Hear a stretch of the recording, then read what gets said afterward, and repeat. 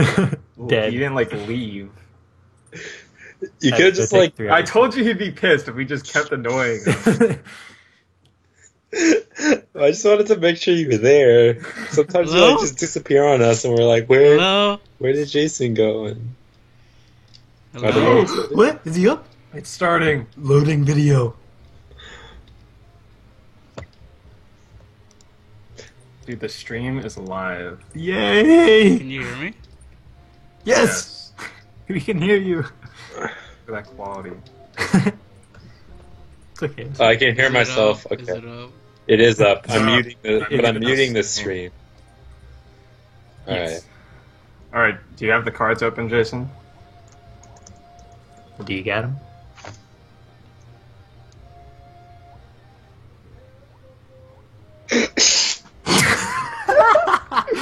We're just waiting. Oh, what? Yeah, I have one. All right. Hey, what are you doing back there? Okay. Okay. Okay, so you do have the cards. Yeah. Okay. Yay. Thomas, take us in. Just keep it brief. Don't describe the physical appearance of each member, and let's go ahead and start the show. All right. Hi, everybody. Welcome to Kipscast, the wonderful podcast brought to you by the Kips. With the Kips, Huh? you say? Yeah, the Kips. There's a couple of people. There's our main host, Mr. Blake, Hello. Cool Cat himself. Say hi, Blake. That's me. Awesome, thanks. Yep. All right, we've got some other people. There's Andrew. What's up? Hi, how are you? Thanks for being here. All right, there's and is Jason over there? yeah, is Jason around? He's Yay. actually here, guys. That's Good- right. good to hear. After much anticipation, we did secure Jason as a member of the show, and we're all the very fuck? excited to actually have him here today. Thanks for being here, Jason. So we don't know. This is our first trial run. We don't know if this is going to be a scheduled thing. It's probably just going to be a thing we're going to do for fun to talk about stuff that we're excited about, or just our interests and hobbies, stuff coming out, stuff like that. Like, so today we're going to talk about the Game of Thrones Second Edition LCG, brought to you by Fantasy Flight Games. We're going to talk about that. We're going to go over every card that comes in the core set that releases this month, hopefully. And after that, we're going to talk a little bit about our favorite Marvel and DC movies, those that have been out this year and those that are coming out next year and the year following. And then we might close off with some anticipated games that we're looking forward to, and maybe some other interests that some of our guests or members want to bring up. It's not super scripted. So to start off, we're going to talk about Game of Thrones a little bit. The game itself, it's a living card game. So you buy this box set, and you're ready to play out of the box. It's not a trading card game, and it's basically a revamp of the game that's been out for almost 10 years, over 10 years, something like that. Fantasy Flight Games has been supporting Game of Thrones for a while now, and now they're gonna revamp the whole thing into a new second edition, and I'm really excited about it. As someone who hasn't even played the first edition, I'm just a fan of Game of Thrones and the show, and I'm starting to get into the books. And Andrew has also watched the show, Yep. to read the books. Gonna read the book soon. Yeah, Thomas is going to watch the show. He's seen the first season. Woo. And Jason, even though he's not a fan, perhaps, he is very interested in the game. And, that's just kind of, it's a blend of interests here. You don't necessarily have to, be a hardcore fan to, get into this game and just play with your friends or whatever. Everything's better with friends. That is true. That is true. And some would say that watching a TV show isn't really a bonding experience, or reading books together. But playing games together, always fun. All right, so how the game plays? There's 8 factions, and they all have cool mechanics that tied together the theme of the house that are in the book. That's in the books. while and the mechanics match the theme, which is like really something I'm really impressed with this at least with this core set. It's like you really feel like that this is how the Lannisters would play the Game of Thrones or something like that. So House Lannister, that's one of the factions. You got House Stark, House Greyjoy, House Baratheon, House Targaryen, and House Martell. Those are the 6 that return from the first edition. But then in the second edition, they're adding 2 more, House Tyrell and the Night's Watch.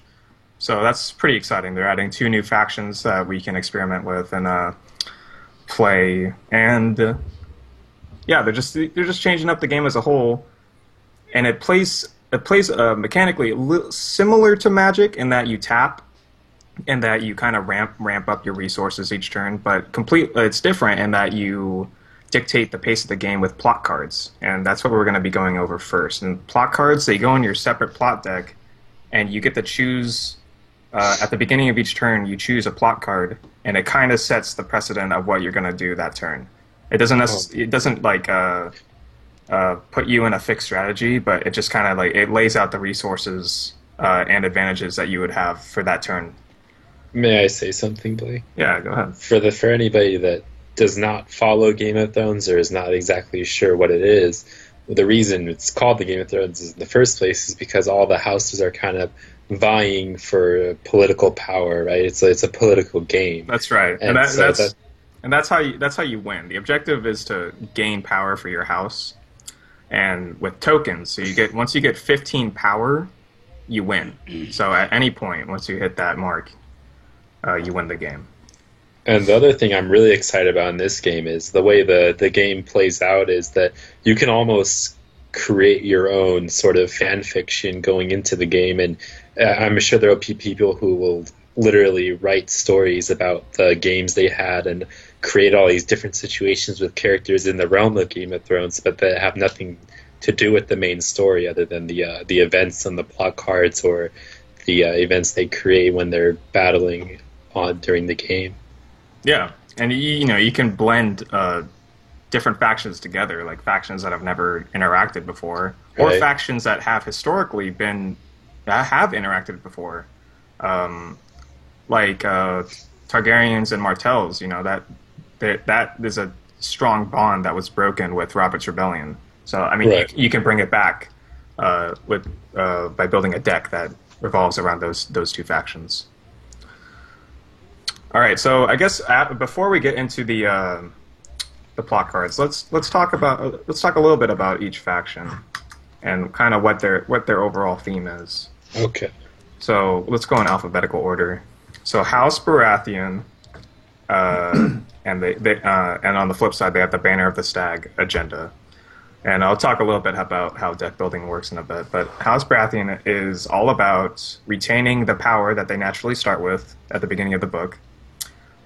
So they have strong characters and strong locations that involve winning dominance, which is a phase in the game where that will just get you more power for your house.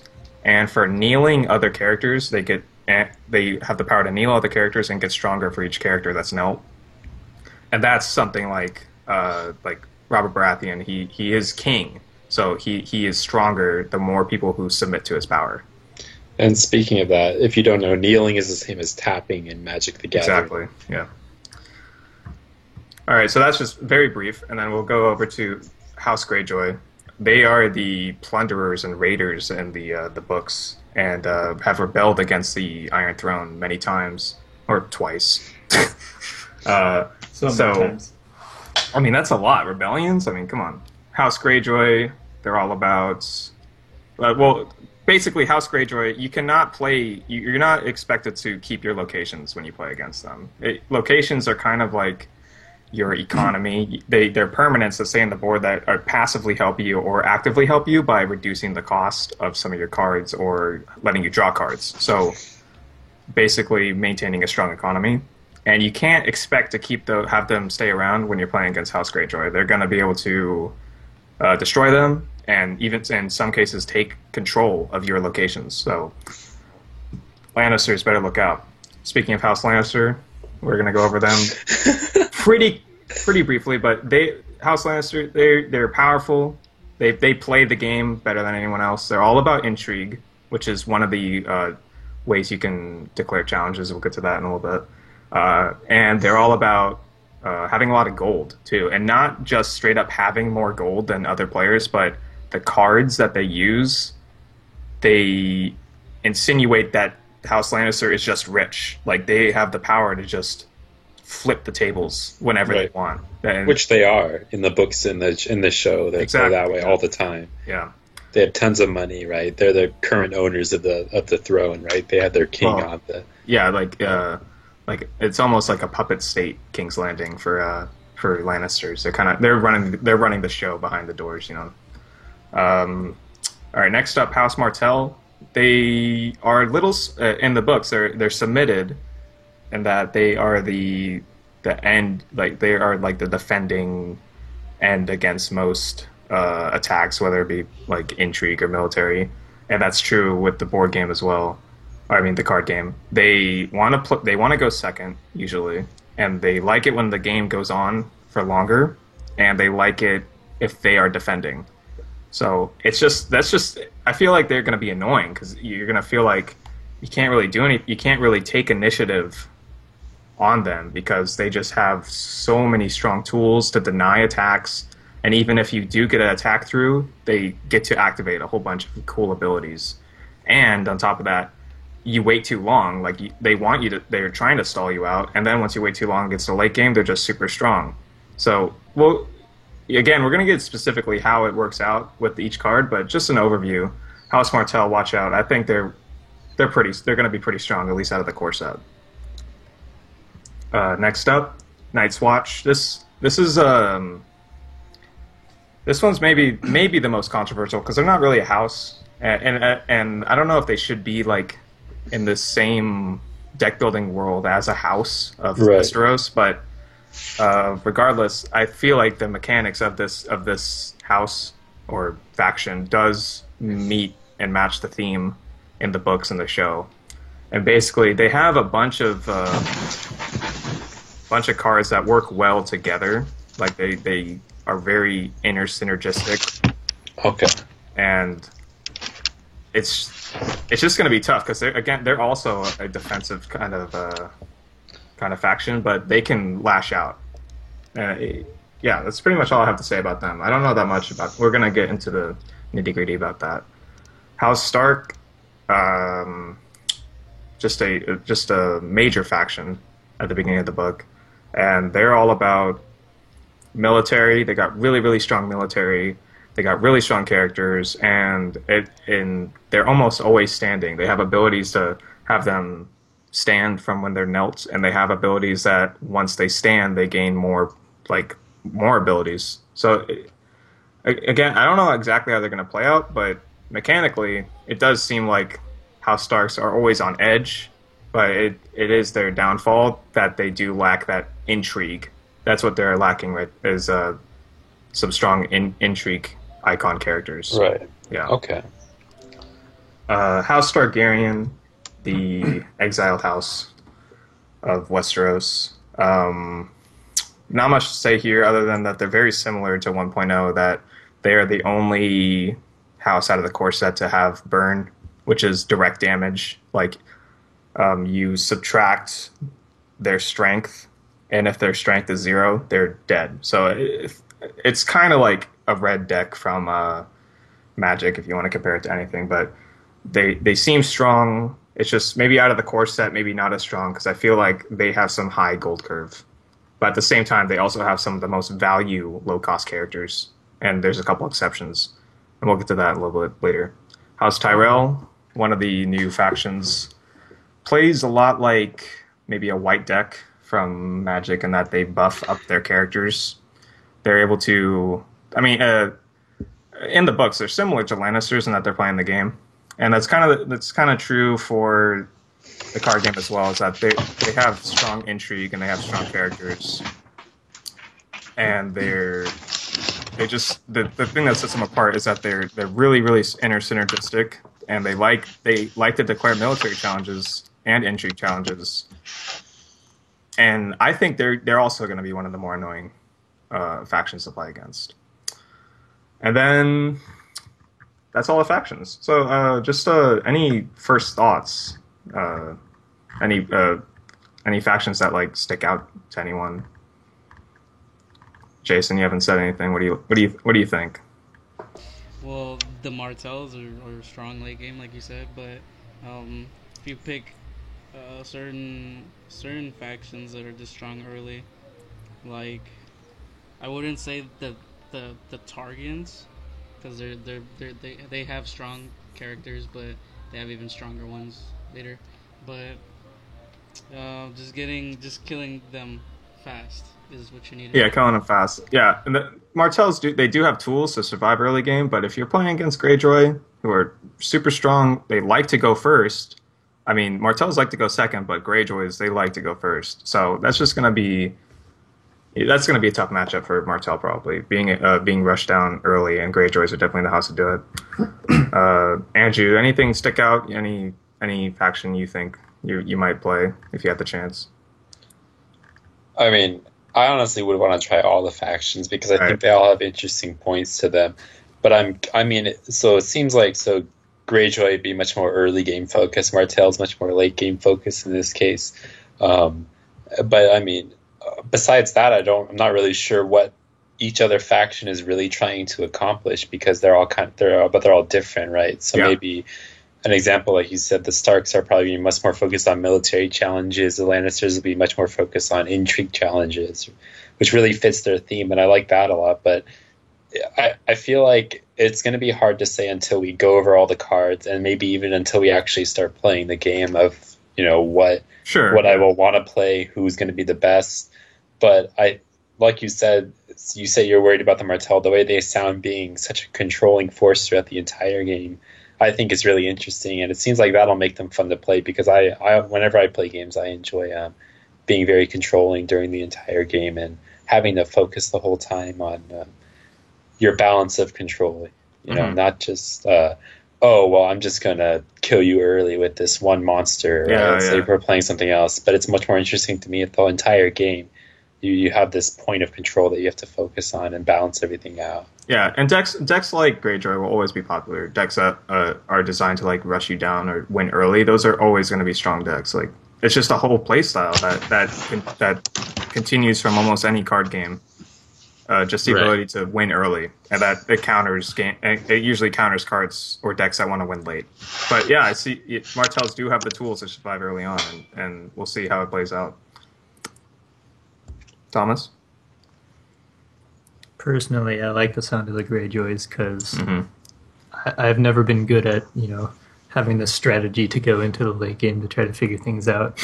Just rush them down. Yeah, just if that's my chance, that's when I'm going to take it kind of thing. Nice. But I definitely want to try the other ones to see if I can figure it out enough. Mm-hmm. Yeah, and I would agree. I want to try them all, but I'm pretty into this, so I've seen all the cards, and just I'll lay out a spoiler. House Lannister is where it's at, and that's where I'm at too.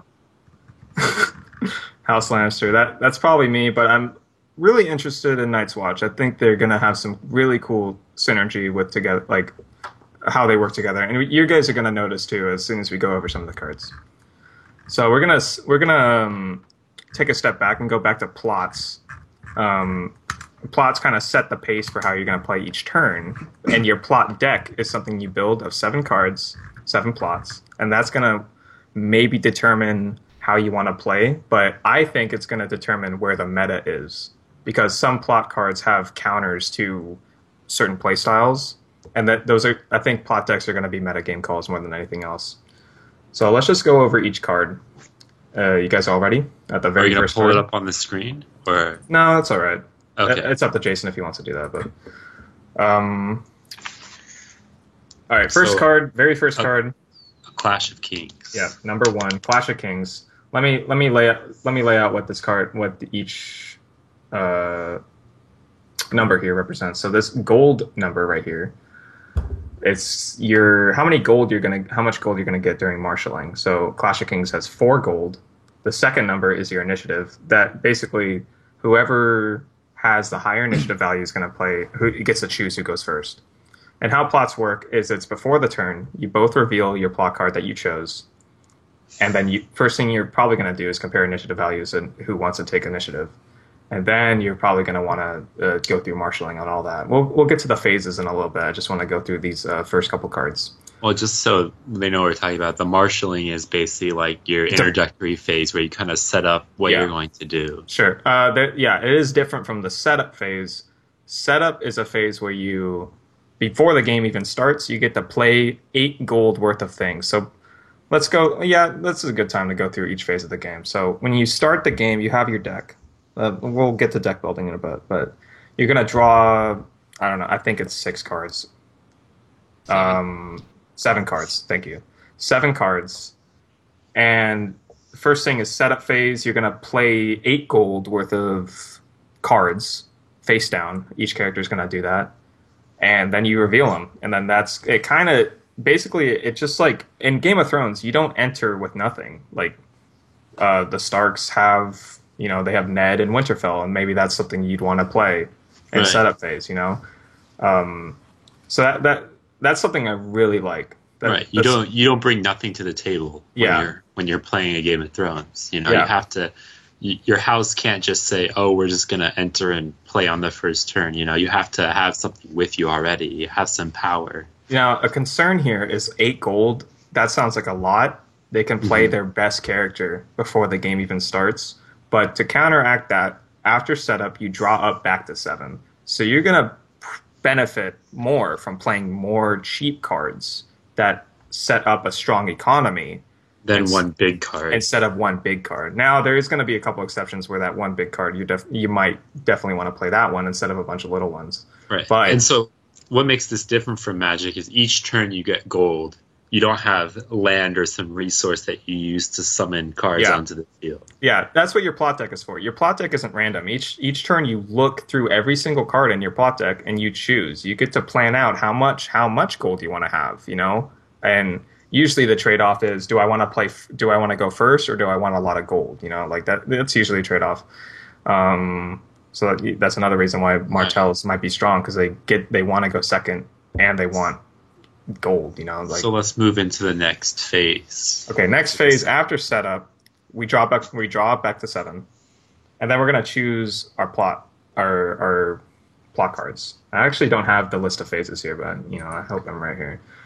Andrew, you can correct me if I'm wrong if you're looking at it. I think so. Yeah, I'll take a look at it. Yeah, you go ahead and pull up that list. The plot, you're gonna look through your cards and you're gonna choose your plot, and then you play it face down, and then you reveal your plot card, and some plot cards have effects that take place, some don't, but you're gonna compare initiative, and then whoever wins initiative decides who goes first. So even if Martells win initiative, they want to go second, maybe. That's just an example. And then after plot, you go straight to marshaling. So you're gonna look at your plot card once again and get as much gold as is listed on your plot card. You get gold from your plot, and then you might get gold from other cards that you have played during setup or the turn before. There's some cards that give you gold. And during marshaling, that's when you play your cards. It's like your deployment phase. That's when you want to recruit characters, play locations, etc. Right. So just real quick, the phase sequence in order. The first phase is the plot phase, so same as setup. We're just calling it something else. Then there's the draw phase, draw phase, yeah. Right. So and then marshaling is the next phase. Okay. Yeah. Draw phase. Every draw phase, you draw 2 cards. So, in another Fantasy Flight game that I was playing, in anticipation of this, was Star Wars, the card game. And their draw phase, you draw back up to your reserve value, and the reserve value stays in Game of Thrones. We're going to get into that when we go back to what a plot card anatomy looks like. So, but in Game of Thrones, you just always draw 2 cards in your draw phase. So it's a little different from Magic. It's a little different from Star Wars. But there you go. You draw 2 cards, so that way you're probably going to have something to play. Except for during the plot phase when you draw back to 7, correct? No, you don't. Only after setup. Setup is a phase that's not a normal phase. It's before the game even starts. It's before the game even starts, right? Okay. Yeah. Okay. So draw back to, and then marshaling. You play your characters, your lands, and then it's challenges, right? So this is like one of the battle phases. Yeah, challenges. Okay. Yeah. So the player who decided to go first or is first declares all their challenges first, and there's 3 types of challenges. There's military, intrigue, power. Military, if you win a military challenge, the opponent chooses a character to kill. If you win an intrigue challenge, they randomly discard a card. If you win a power challenge, you gain power for your house. I think you take power from their take power. Yeah, take power from their house, from their faction card. We're just going to be brief about this. And then after challenges, I'm pretty sure it's dominance. Mm-hmm. And then after dominance is taxation. Dominance is just you add up all strength of characters that are standing and all gold that you still have, and whoever has the higher number wins dominance, and whoever wins dominance gains 2 power. So basically, if you're winning dominance, you're just accelerating the game for you to win. And then taxation, you discard down to your reserve value, which we'll get to in a minute, and you put away all your gold. You put the gold back into the bank or whatever. So that way, each turn you start fresh. And then in between that, there's the standing phase where you stand your cards back up after you stand your card. Yeah, basically, you're standing your cards each turn, just like Magic, but it's at the end of the turn and not the beginning. So because there's some cards where you want to during marshalling, you want to kneel and use abilities. All right, so back to the first card, Clash of Kings. So 4 gold, 9 initiative. So this card you're going to play if you want to go first. And then that next number up there is Claim.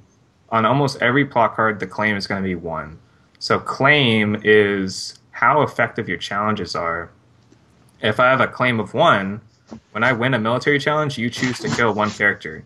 If I had a Claim of 2, you have to choose 2 characters to kill. So 2 is, twice as good as 1. So if there's a claim value of 2, that's something you're going to have to notice, and that's pretty important. That's a pretty important thing. All right, so Clash of Kings, it's 1, so that's normal. Then that number in the bottom right corner, that with the red triangle, that's your reserve value that I was talking about. So normal reserve value is maybe 5 or 6. That's the amount of cards you have to have in the taxation phase. So you basically discard down to that amount if you have too many. This is to prevent stuff that happened in 1.0, where you can hold like half your deck, maybe, or you'd hold like 12 cards, something like that, like each turn, and it's just more resources. If you have a lot of cards, that's that it's not fun for the other player. So the reserve value is like keeping that strategy in check, but you can there's still definitely ways to hold a lot of cards. All right, and then Clash of Kings, it reads reaction. After you win a power challenge, move 1 power from the losing opponent's faction to your own. So this is just a huge swing of power. It's actually a 4 power swing. And if it's unopposed, that's a 5 power swing. That's huge. So this is a really good card, especially if you find a way to declare more than 1 power challenge. For those of you who don't know, just the power, what happens is each turn you gain power or lose power depending on what happens, and it will sit on top of your faction card, and you have to win 15 power to win the entire game. And so what can happen is during a power challenge, right, which is what this is talking about, it will allow you to move an extra power from their faction card to yours, so you can steal more from them. Yeah, and I'm gonna pause right here, and if right now, if this is way too confusing, you don't know what's going on, I want you to stop and just look at the rules, because we're analyzing each card. We're not analyzing how the game plays. So at this point, you should have a good idea of, what we're talking about. That's the whole point of why we're doing this. We're analyzing. And there's a video that goes over all how to play the game, and you can go look at the rule book. I mean, if you just search a Game of Thrones version 2.0, I'm sure you can find all the links fairly easily. And there's a subreddit for it. Resources out there. This is not your resource if you're looking to learn how to play. This is for just some opinions on how strong each card is going to be. So Clash of Kings, I think this card it's going to be pretty good. Mid game, you're not going to play this one first. Oh yeah, of course, because you don't have enough power to make it worth using. Yeah, and this isn't really a finisher card either. This is just a good card. I don't know, I wouldn't know if I'm going to put it in my plot deck, but, this is just it's just a good card. I could see it in a Baratheon deck or a Greyjoy deck or something like that. If you're looking to win the game early, or if you're looking, if you can include this as a counter to decks that win early with power challenges. And it has a ton of initiative. So like that's right. Yeah, you're definitely going first with this one. You're definitely going first. Yeah. If you play that. Gold and the gold amount. I'd say that's average. 4 gold. Yeah, that's for that high of an initiative. Yeah, that's really good. So basically, you want this for the stats. The stats are great, and then you just have a good card deck. So this is just a good card. Moving on to A Feast for Crows. And again, if you guys interrupt me if you want something to say about the card in particular, like if you have any. Right. Did Thomas or Jason have any opinions on A Clash of Kings? I mean, it's okay. Sure I mean, you just interrupt us whenever you want to say something about a card. It just sounds like a solid card to have. Yep. Solid card to have in your plot deck. Jason, I know you'll chime in if you have something to say. You still there? Yeah. All right. Love you too, man. All right. Jason, everybody. Yeah. Absolute pleasure to have him on the show. All right. Next card, number 2 in the set. Feast for Crows. And you're looking at these stats, and it's like 6 gold. All right, that's above average. 1 initiative. You're not going first. 1 claim normal. 4 reserved. So that's pretty low. Let's read this ability. After you win dominance, gain 2 power for your faction. So you're creating 4 power here. And let me emphasize how important creating. Wait, so every time you win a power challenge, you get 2 power? Or why dominance? What do you mean by dominance? That's what I meant. But what do you? Oh, right. So when you win dominance, you gain 2 power. Already, you gain 2 power when you win dominance, and then this card you gain 2 more. Oh, okay. So this is a 4 power. So this would be a finisher if its initiative was higher, but the fact that its initiative is low, it just keeps it in check. This is still super strong. This one I think is a one of in almost every plot deck. This is just super strong. Creating 4 power out of nowhere. I want to emphasize how strong creating power is. That's because usually you're moving power from the other faction, which is still good, but creating power, it's pretty good. You're creating 4 power. Yeah, I still think it's definitely a finisher card though. Like it's hard to make it a finisher card because of the balances on it, but yeah, if you don't win dominance, let's say if you have a good character in your hand, like who's expensive. This is a finisher card because you're going to have that gold to play him. It doesn't necessarily mean that you have to go first. But you have to win dominance because you're going to win. Yeah, if you don't win dominance, this card sucks because it has low stats. It's not the best stats for a card, so it's all about that reaction. I'm thinking definitely an auto include for Baratheon. Absolutely, every Baratheon deck's going to run this. At least one of them. Wait, which card is this? Only one. You can only have one. You can only have one. It's Feast for Crows. The second. Are Baratheons? Are they focused on winning power? Is that like they're about winning dominance. Okay, they're going to be the first house we go into depth in. Because he's the king, So yeah, drawbacks: low initiative, low reserve value. Yeah. All right, next one: Game of Thrones. 4 gold, average. 2 initiative, pretty low, but I want to say that 2 initiative beats 1 initiative. And there's a lot of 1 initiative out there, so I mean, this is probably still going to be good initiative value to have. And it has 6 reserve limit. That's pretty strong. Like, I mean, 6 reserve. Is that average? Or? I'd say that's average. And it's scheme traded. So 5-6 is average, 4 is low, and above 6 is pretty high. Is that how? Yeah. Okay. There's not many above 6, but we're going to see a couple. A player cannot initiate a military or pound challenge unless she has won an intrigue challenge that phase. This is so this is for the this is Lannisters. Absolutely devastating to Starks and Greyjoys. Yeah, definitely, it's a Lannister. This is how you slow down the game. This is like Martells, Martells, Lannisters, Tyrells. You're running this card, and thank God it's a lot of intrigue. Yeah, thank God it's plot. You have a limit to that. Only 1. I would run 2 of these if I could. It's super good, and that gold value, I'd say it's average. 4 gold's still pretty good, especially when you want to use this card, which is maybe turn 3 or maybe turn 2 or 3. But I think the balancing factor is you're not going to need this in every time you play You know? Yeah, you're gonna have Like- to have the setup here. You're gonna have to have that intrigue ready. If you want to initiate different. No, but I'm not just saying that. For example, right? Let's say it was Lannisters versus Tyrells or something Right. like. Yeah, and Maybe then- you don't want. Maybe you don't want to put this in your plot deck at all. yeah, but- well, yeah, and that's what this is might be another meta game call where you're thinking if rush decks aren't that, if Greyjoys aren't actually doing too hot, maybe you don't want to run this card, but it's still a good card. It's a devastating card against those houses. Do you know what faction you're going to play against when you play this game? No, I'm assuming that you come ready with your deck, with your plot deck, and then you reveal house cards and agendas and all that. Okay. Yeah. So I think it's definitely it would be a meta call then but I was thinking, let's say you're playing with friends and you kind of all know what each other is playing. Yeah. Necessarily even need to put this card in your plot deck at all. Yeah. Even if Greyjoys are strong. Let's say you're not playing against it. And also, I want to take a stop. I just want to appreciate all the art on these cards so far. We've been into 3, and the art is amazing. This one, Game of Thrones in particular, Yeah. I love it. It's beautiful. It does look very nice. I enjoy it. I think this is old art too from the first edition, but it's lives up. I love it. All right. If you guys don't have anything to say about it, it's just it's a good card against those decks. Let's move on.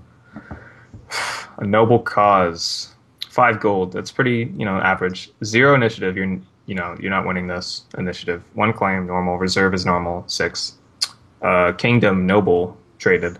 Reduce the cost of first lord or lady character you marshal this round by 2. So basically, this is 7 gold right here.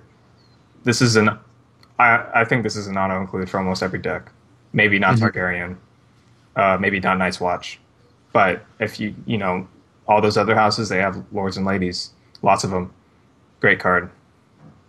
Yeah, just good overall, I think. I mean, I think it'll be especially strong for decks that want to go second.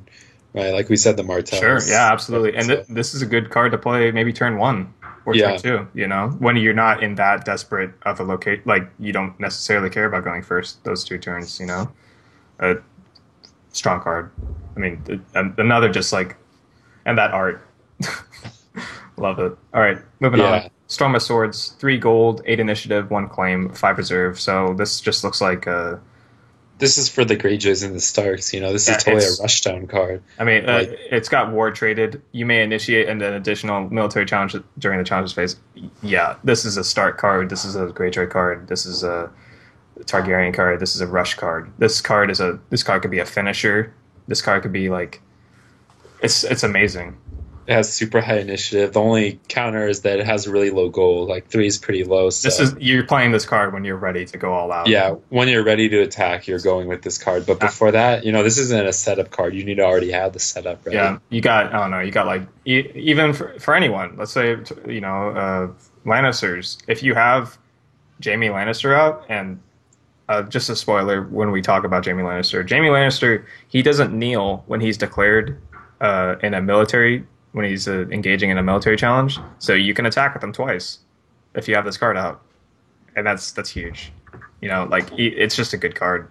If you have the proper setup, What do you think, Thomas? Since you said you're interested in Greyjoys and such, what do you think about this card overall? I think it's good because if you want to just quick get something out fast and get it over with, this might really help with that. Yeah, and an additional military challenge is pretty big. Yeah, I want to say that a lot of cards in this core set have a lot of self-limiting things, like it says limit once per phase, limit twice per round, stuff like that. You may initiate an additional military challenge. That's just +1. There's going to be other card effects that let you keep initiating more and more military challenges or different challenges, stuff like that. So Targaryen in particular, Khal Drogo, he can initiate an additional military challenge. So that's 3 military challenges, and if you win each one, 3 characters dead.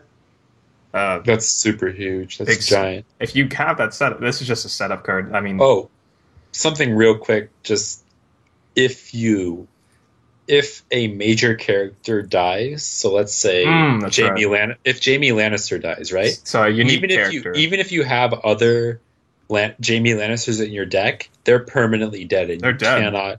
You cannot play them again, even if you draw them. An exception to this rule, Greyjoys have ways to bring dead people back. Okay. The flavor on that, though, like that the drowned god and all, and it's just, yeah, we'll get to that when we talk about characters. Like, it's But just the point is, right? So Yeah. just Every the house So- has their own point thing. remains is that when one of your unique characters are dies, that's a big deal. I mean, thank God for military challenges. If you lose, you choose who dies. Right. So when you see an ability that says kill a character and you choose, it's just huge. But yeah, that's the thing, right? If you initiate 3 military challenges, win them, destroy 3 characters, right? And If one of those is a unique character that you needed, that could be like a huge game breaker for you. absolutely. Okay. If Jason doesn't have anything to say, we can move on to the next one. Nope. All right. Solid. Building orders. 4 gold. It's pretty average. 1 initiative, 1 claim, 7 reserve. So this is 1 above average. When revealed, that's kingdom traded. When revealed, search the top 10 cards of your deck for an attachment or a location. Reveal it and add it to your hand. Shuffle your deck. So just one quick note here: search the top 10 cards, not your deck. So Magic, you almost always search your library for stuff. Other card games, you always search your deck, your whole deck, for a card you want. This is another limiting thing that they're changing from 1.0, and that deck searching happens with the top 10 cards, just so you don't get the absolute best thing that you want. You just, Okay. yeah. Hey, real quick, what does it mean when it says kingdom traded or war traded? Is that So what- we're gonna see that a little bit later, but the traits do mean something. So we can see stuff like if you have a kingdom plot out, gain this, stuff like that. So we're gonna see a couple of those before we even finish plots. It, So it helps to synergize with other cards. absolutely. All right, so let's just talk about this effect.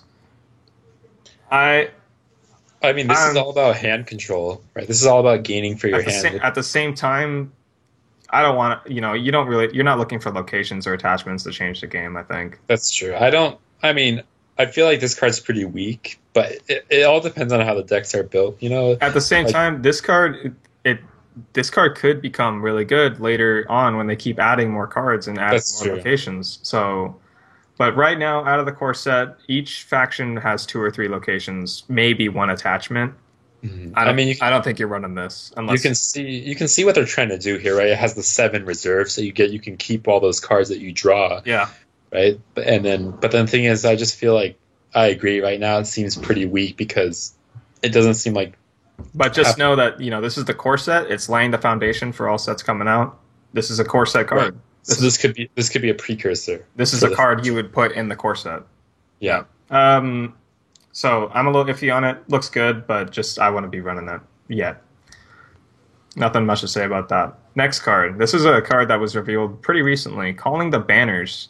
3 gold, 6 initiative. That's pretty high. 1 claim, 6 reserve. It's normal. Kingdom traded. When revealed, choose an opponent. Gain 1 gold for each character that player controls. Wow. This is amazing. Good way to get gold. This is incredible. This is so much gold, and you win initiative, probably. Right. So this would be really good against decks that push a lot of characters onto the field, or just in general good. Lannisters right here. You're running. Yeah, that's what I'm running thinking. this one. Here 100%. This is just great. This is just great for stats. I mean, the only turn you wouldn't play this is turn 1, but turn 2, huge swing of gold. You get to go first. Lannisters and Greyjoys, they're rejoicing over this one. Yeah. Definitely. This card is incredible. This is so much. It's so much gold, and you win initiative. Like, it's just But the thing is, I could also see it being a late game card, right? Maybe once your opponent has their characters Absolutely. built up, you play it, and then you have all this extra gold to use, and plus you win initiative late. I'll be referencing back to this plot card in particular when we look over some characters, because Okay. Yeah. there's going to be some that definitely abuse this, but not abuse meaning you're using it to your advantage, and that's what you want to do in card games. You just want to have an advantage over your opponent. Moving on, Calm over Westeros. 5 gold, 3 initiative, 1 claim, 6 reserve. I would say good stats. So right off the bat. Summer traded. That's interesting. When revealed, name a challenge type. Until you reveal a new plot card, reduce the claim value on the attacking player's revealed plot card by 1 during challenges of that type in which you are the defending player. So This is really good for defensive. Yeah, deck. it's a defense card. Might sound a little confusing, but basically, if you're playing against Lannisters, say, hey, no intrigue for you, or something. Like you don't ever have to discard your cards. Right. Or if you're against Greyjoys, you slow the game down by saying So, your claim. Just to confirm, the claim value, let's say it says they'll discard 2 cards, but now you only have to discard 1 or 0. Is that what the claim value means? Or claim value. So we're subtracting it. We're reducing it by 1 during challenges. so it'll be 0. It will be 0 Most of the time. most of the time, unless they specifically have the claim value of 2. Or we'll get into the Lannisters in particular. Cersei Lannister raises the claim on intrigue challenges by 1, so Okay. it'll go back down to 1. This is just pretty good. You're running this if you're defensive. If this is just the stats are good, and then you have this cool effect, The one with the sun banner. and then it's limited. You can only have 1. Just as a warning, we're about a half hour in, reaching upon that half hour mark right now. we're gonna speed up a little bit, but we had that long intro. Yeah. Other than that, the art looks pretty more fantasy than out. Yeah, more than Game of Thrones usually is. Yeah, it looks really cool. It's cool. Yeah, It looks almost like Harry Potter going on right here. yeah. And that Like bird. that type of thing. Yeah. All right, so moving on.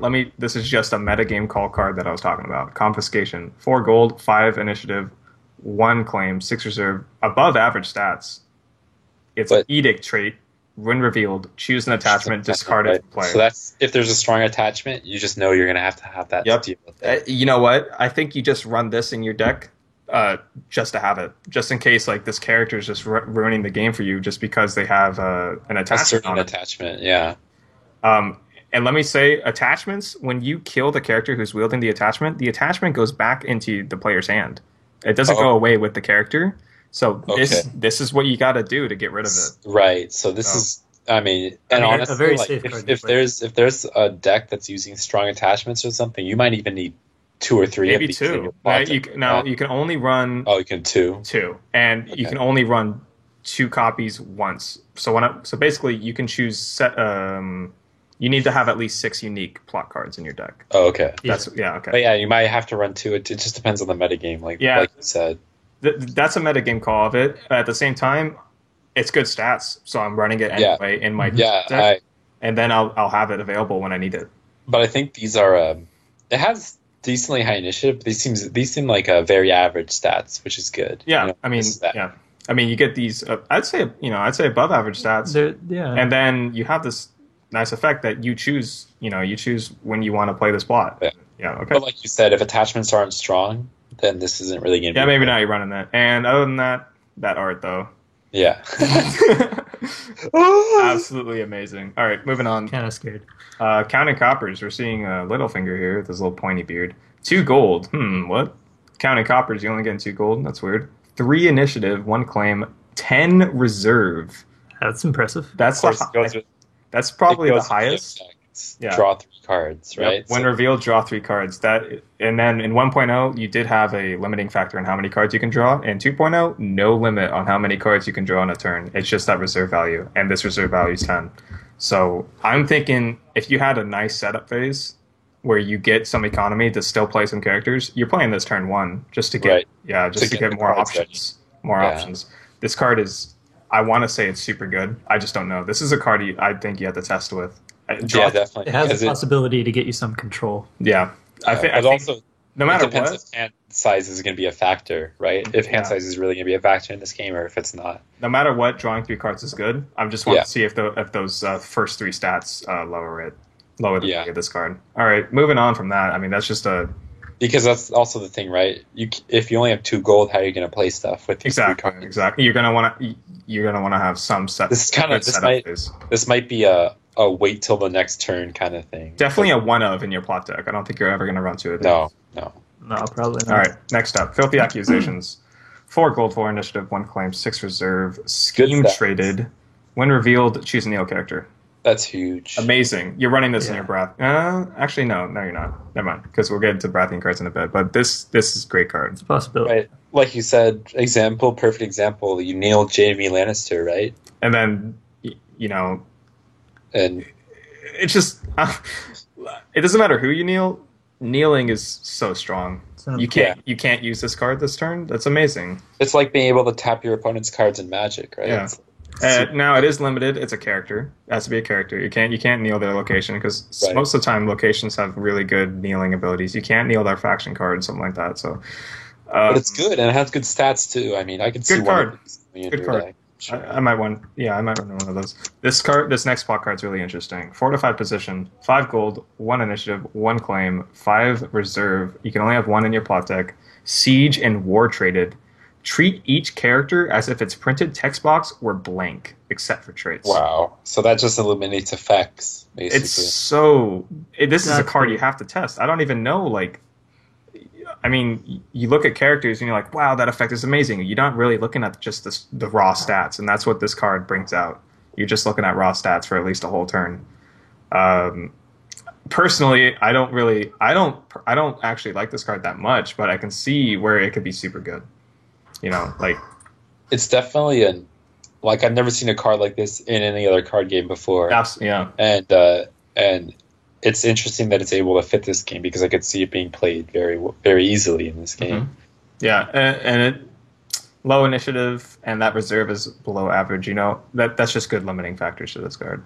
Yeah. But it has good gold. Good gold. 5 gold's pretty good.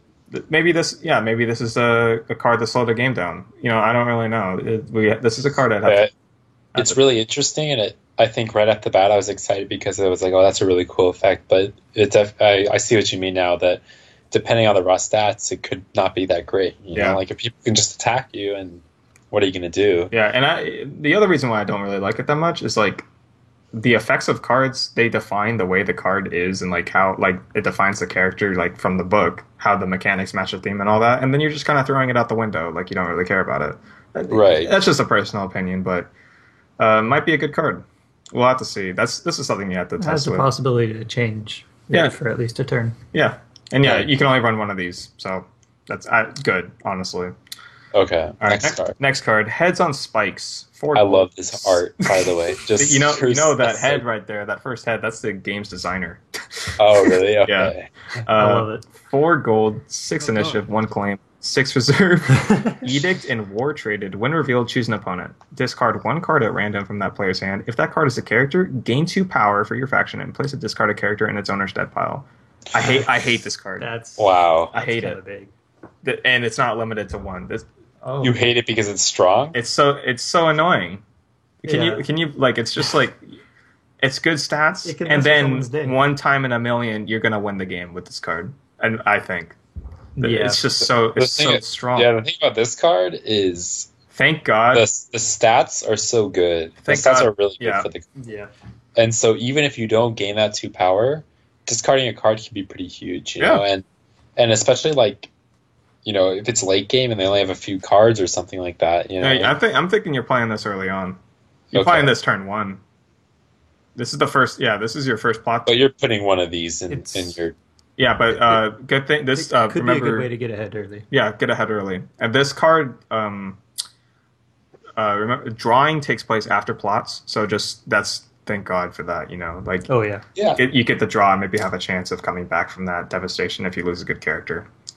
Now, at the same time, it's still balanced because you do choose at random. Yeah, you know? it's random, It's and not- yeah, this- I only just win it. I only wish it was just limited to 1 per deck. That's the only thing I wish it was. Because if but at the same time, I don't think you run more than one of these. people probably will, it's just that annoying. Okay. All right. Yeah, you could really mess with someone. Let's move on. Next Moving card. on, jousting contest. 4 gold, 3 initiative, 1 claim, 6 Beautiful reserve. artwork. Average stats, beautiful art. Each player cannot declare more than 1 character as an attacker or defender in each challenge. Wow. So that's Uh, just This is amazing. This is pretty good. really good. It's just control, you know, like you just control. You know who's using this? Just spoilers, Tyrell. This is an auto included in almost every Tyrell deck, and we'll get to that in a bit. But good card. Not much to say about it. It's just you're slowing simple. down the Simple. game. It's simple. You're slowing down the game, and you know how to use it if you're running this in your plot deck. Yeah. Moving on. March to the Wall, 4 gold, 8 initiative, pretty high. 1 claim, 5 reserve. Edict traded. When revealed, each player chooses a character he or she controls, if able, and discards it from play, cannot be saved. Wow. Imagine if you only have one character. Exactly. This would be a perfect card to play after the setup phase if they played out a strong character or something. Yeah, this could be devastating. I know there's not much to say about it. This is just you need this card in the game, I think. Like, this just opens up so many possibilities where you don't just run the game with one character. Yep, and it saves you, right? Like, exactly, right? So, no, you can have 2. You can have 2 of these. Yep. So, if you, example, right, like, let's say a deck is really strong and one character is strong, you just keep this card in your deck until you're ready to use it, and then you play it. Yeah. And that 8 initiative. And, for good stats. 4 gold, 8 initiative, you're going first. I don't think there's no deck that wouldn't run this card. Pretty simple, good card. It cannot be saved. That's huge. By the way, that cannot be saved. We're gonna get to that saving thing in a bit. Moving on, marching orders. First thing, I love this art personally. This art, so good. 9 gold. So right off the bat, that's a lot. Huge gold. 3 initiative, which is again that beats out other plot decks. 1 claim, 4 reserve, so there's some drawback. Edict war traded. You cannot marshal locations or attachments or play events. So basically, there's the balance. Yeah, you're only playing characters this turn. Yeah. This is good turn 1. I wouldn't see any other place for it. Not being able to play events, that is so huge. Like, events run this game. They don't run this game, but they're really good. Events are really good. Just that fear that the opponent might have, like, if I do this and he has this event, I might lose, But I love how well balanced this card is. That's why it's balanced. You get lots. I like how there's 9 gold, but it just limits you so much at the same time, right? So it's not just great card. It's just spreads the diversity around all these plot cards. All right, this next card. Maybe my favorite card, Potts card. If you don't mind me, just go ahead. I think that we should just move on to the cards now, because there's 10 more plot cards, and we're already about to hit the hour mark. Sure. We're gonna skip a couple. I'm gonna talk about 3 more. Just 3. Okay. Okay. Next one's my favorite.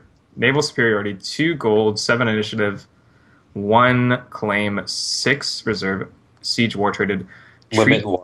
Limit 1, that's important. Treat the base gold value on each kingdom and each revealed edict plot card as if it were 0. Wow. Imagine playing this if they just played marching orders. You win the game right there. This card is huge. That's really... Now, there is some luck involved, but I love this card. It's big if they're going for gold. The thing is, all right, here's the way I see it as well. Even though... yes, there's some luck involved because it depends on what they play. Almost no matter what, you're winning that turn. Right? There is a big chance that you will... you mean in terms of like how you're trading power and stuff like that? Yeah, I'd see you taking advantage that turn. I mean, taking out their gold value, no matter what it is pretty huge. I mean, they still get the gold from their locations and characters and stuff like that. That's true. It's still pretty big. Still pretty good. You're also sacrificing your own gold because you only have 2. But that's true. It's good. Just a good card. All right, we're going to move on to I'm just going to briefly look at summons. You guys find that one? Summons, it's 4 gold, 0 initiative, 1 claim, 7 reserve. Kingdom traded. When revealed, search the top 10 cards of your deck for a character, reveal it, add it to your hand, shuffle your deck. So this is just building orders for characters. And it's so... in that regard, way better. Really, really good card. Mm-hmm. You're definitely running at least 1. All right, so I agree, definitely. Yep, and the art, good. It's really cool. All right, now I think Blake, just warning. What we're gonna have to probably do, since you know the cards better, make sure we're just go through all the major cards in the decks, and we'll look at those. But we're gonna skip the economy cards when we go through each faction. We're just gonna talk about the defining cards. Okay. We're gonna. All right, that's it for plots. We're gonna skip the plots. Let's look at this. Now we're gonna skip that one too. Okay, let's go to neutral cards. we're gonna go to Littlefinger. 5 gold. Okay, so this is a character card. So let's just explain what these characters cards look like. You got the art, the cost in the top left, and you got some text at the bottom. You got their strength, and then what the icons represent how they attack. So again, we're assuming you know how to play this game already, but the green is intrigue. Yeah. So it means he can both defend and attack with intrigue challenges. Right. So let me just go over this card real quick. So 5, Okay. he costs 5. Intrigue, power icons. 4 strength, which is above average, pretty good. Maybe not for that gold amount, but let's just keep going. He's ally, lord, small counter traded. So ally is actually not a good trait at least from 1.0. There's a lot of cards that punish ally traded cards. So, but lord, that's a good trait. So there you go. Reaction: after you marshal Littlefinger, draw 2 cards. Good card. Good card, yeah. And It fits him perfectly. Like when I think of Littlefinger, I'm And like, then wow. also on this text, +1 gold during marshaling. So Yep. that just meets Littlefinger. He's master of coin, and he's like he always has something up his sleeve. You know, he's got more cards than you. He's getting gold. There you go. It matches. Yeah, and the art. You know, I don't know, just a good card. I think I'm gonna run maybe 2 of them. And also just notice that Littlefinger, he's a unique character. So if he's in your dead pile, he's dead. How do you know he's unique? Is it So that little icon to the left. yeah, next to his name? Yep. Okay. Ah, cool. So we're going to talk about Varys a little bit. 6 gold. That is. Wow, that's I'm just gonna say expensive. right now, it's too expensive. That's his major downfall. 6 gold. You only have 1 icon and 3 strength. I'm never playing him. It's just not. You just don't get the stats. Lord, small council, spy traded. He has stealth. Stealth means you choose one character on the opponent's side that doesn't have stealth, and they can't block you. So there. Okay.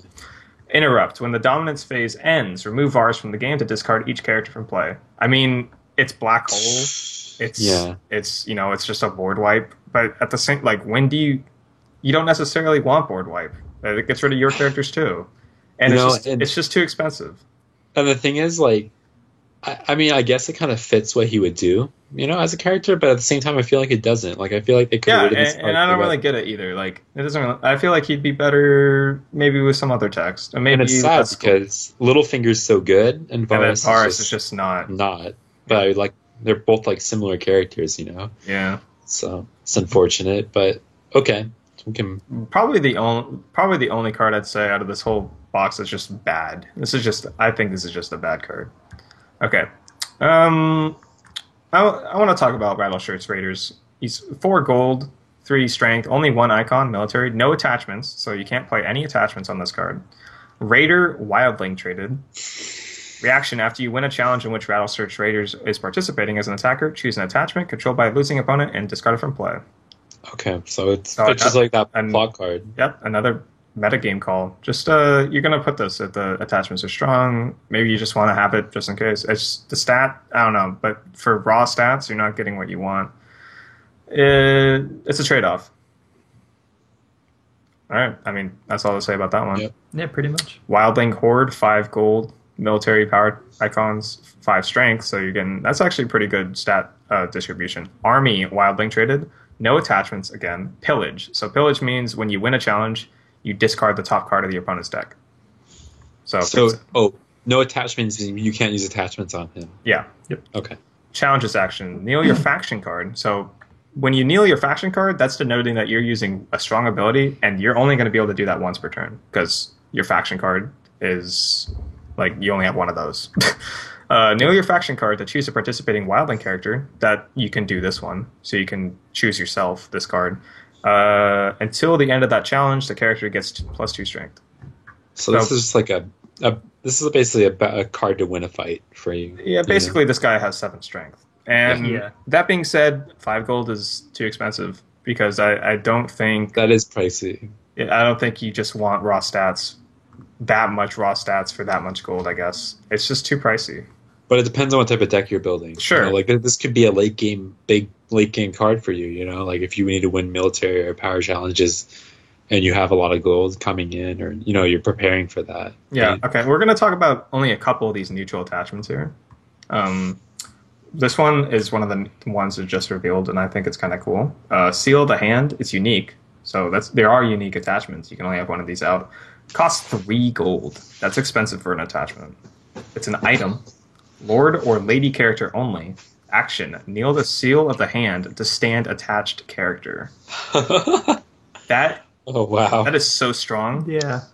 Like I just want to say, standing your character is one of the strongest things you can ever do in the game. Like if it's a character you like, a really strong character, get to attack twice with them. That's just or you counteract someone's kneeling you.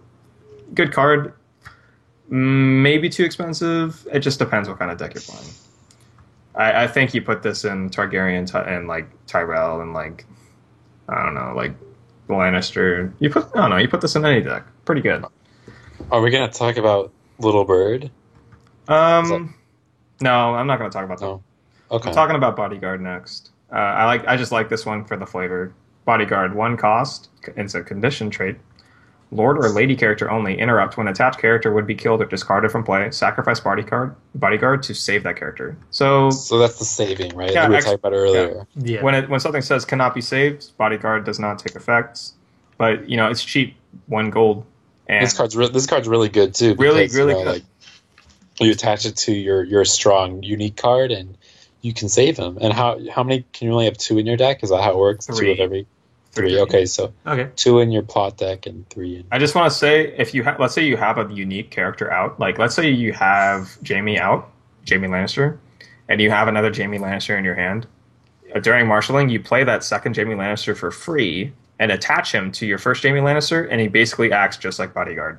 Whereas if Jaime would die, you discard his duplicate, which is what it's called, and he. Oh, is that also how it works? Okay.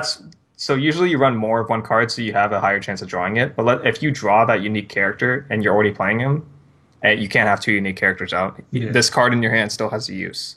It's actually a pretty strong use. You can save Okay. your first. So maybe Bodyguard's not as strong as you would think. Actually, I think Bodyguard is super strong since he can put on a much more wide array of characters. You could just Lord or Lady traded. Right. Yeah. So Bodyguard, good.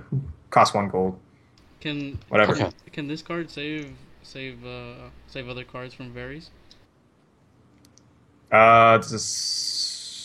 From Yes. Varys. Yeah. Varys does not say cannot be saved. Be safe. Yeah. So yeah. So- Yeah, looks you like it, can. yeah. Bodyguard you discard Bodyguard and you live. But see, that's just another reason why Varys Yeah, is very good. he's not even a full board wipe. Whatever. We don't want to talk about Varys anymore. Skipping Little Bird, going to Milk of the Poppy real quick. It's a condition trait. It costs 1 gold. Terminal. So terminal is if attached card leaves play, discard this attachment. Remember, all these attachments that I'm talking about, they come back to your hand if your character dies. So this one does not.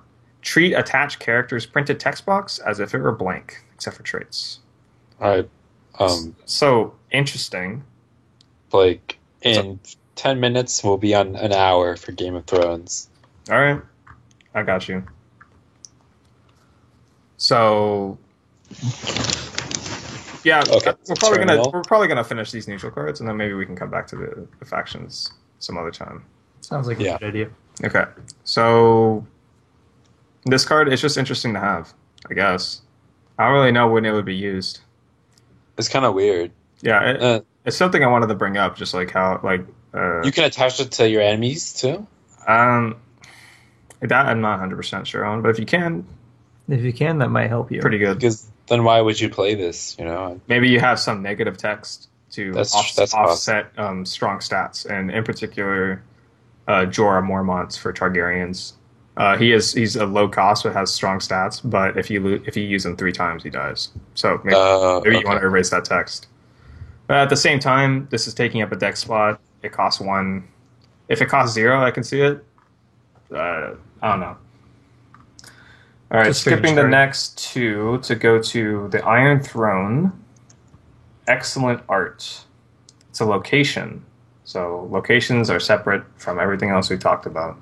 2 gold to play it. King's Landing traded. The Iron Throne contributes 8 strength to your total for dominance. And then, just as a freebie, +1 reserve. Wow. This, if you looking to win dominance, this is you play this card. That's all this card's doing, is you're winning dominance with this card. Like, It's Good way to good. get some quick power. It's really good. Yeah, that I turn? think I don't know if you play 3 of them. Some decks might not even want any, but this I love it. I just love the art. I love what it does. It's thematic. Yep, Yes. definitely is thematic. All right, nothing else to say about it. Moving on. The King's Road. It's not unique. 1 cost, limited. So limited means you can only play 1 limited card per turn. So it's limited. So you can't play other limited cards the same turn as this one.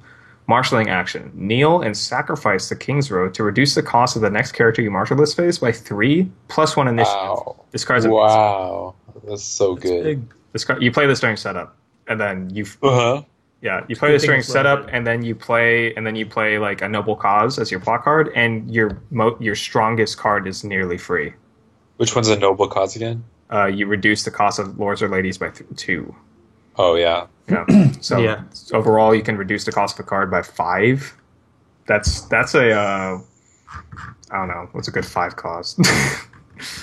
You can reduce Stannis to 1 gold to play Stannis Baratheon, who's a super good card. Okay, 2 gold. Is it 2 gold? Well, you have to play Oh yeah, this you have to play this card, but I'm saying during setup, and then after setup, you get your gold for the turn, and you know, it's just good. I don't know, but the fact that it's limited, maybe you only run 2. It just Yeah. depends because you don't want too many limited cards in your deck because then you can only play 1 limited card per turn. Your hand might be flooded with limited cards, but I definitely think this is one you're going to run. Very Like useful. looking at the next one, the Rose Road, it's also limited, and all it does is give you plus 1 gold per turn. So if you play that, can you not play any other limited cards until that card's gone? No, It's just you can that turn. only play 1 limited card per turn. Oh, per turn. Okay. Yeah. So I mean, it's the Rose Road's free though, and you get plus 1 gold during marshaling. Yep. I mean, maybe you play this during setup, I guess, because Right. you don't want a 0 cost in your hand or something like that. Mhm. Next card? Moving on, these are the neutral events, and then we'll be done with Game of Thrones talk for today. Next time we can talk about the factions, but put to the sword reaction. After you win a military challenge by 5 or more strength as the attacking player, choose and kill a character controlled, not participating, by the losing opponent, max 1 per challenge. It costs 2 gold. That sounds big. Game's amazing. This card's amazing, and the art is incredible. The fact that you get to choose it. The is fact big. that they don't have to be participating, Is the fact so that you big. get to choose, it's just everything's right with this card, and it's balanced because you have to win by 5 or more strength, and it costs 2 gold. Amazing card. Definitely. Stark's running this probably. Good chance. Moving on. Put to the torch. 1 cost event. After you win a military challenge by 5 or more strength as the attacking player, choose a location controlled by a losing opponent and discard it from play. Same as put to the sword, but for locations. And since locations aren't as strong as characters, it costs 1 instead of 2. Not as good just because locations aren't as game impacting as characters. Mhm. You might not run this at all. You don't even need to, if you're Greyjoys, you're not running this because you already got the tools to deal with locations. But Yeah. if locations become strong, then you're going to run these. Nothing much to say about it. Next up, Superior Claim 0. So you can play this whenever. After you win a power challenge by 5 or more strength, gain 2 power for your faction. This is super strong. Yeah, it's just free. If you have people who are winning by strength, it's free power. I mean, this is, if you're going for power challenges, there you go. This is, I don't know what to say about it. Like, this could be for a rushdown. This could just be for decks that use power challenges, but it's just a good card. Because this is how you win the game. You gain power. And it's to your faction. So, I mean, you can put power on characters sometimes, but when the character dies, the power goes away. But the power on your faction card, you know, it stays there unless it's taken away, you know? So It's what you need to win. it's what you need to win. Good card. Next up, long text, Tier of Bliss. 1 gold event. Poison. Reaction. If you win an intrigue challenge as the attacking player, place a poison token on a character without an intrigue icon controlled by the losing opponent. At the end of the phase, if the character still has that poison token, remove it and kill the character.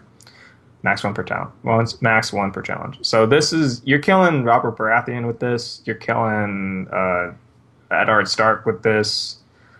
You're running this as Tyrells. You're running it as Lannisters.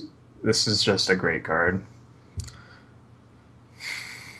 Right. And thematically, it's just so cool. Like you place a poison token on the card, like that's like insulting almost.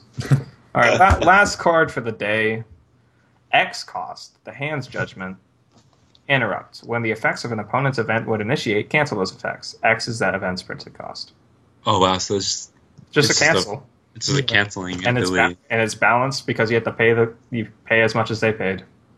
Yep. But it's also really good. This card's really strong. It's strong, but it's only events. If it was also card effects, but at the same time, you can't really pay the cost of the card. That's true. It's a meta game call. Maybe. Once again. I mean, there's other cancels in these factions decks that are probably better. Like the fact that this is neutral, the fact that it's balanced, you're gonna probably see this card. Maybe run 2 of these. It's just super good. Cancels are good.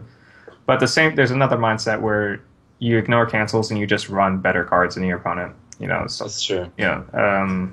It just depends how you want to play it. Yeah, it depends. It's a cool card though.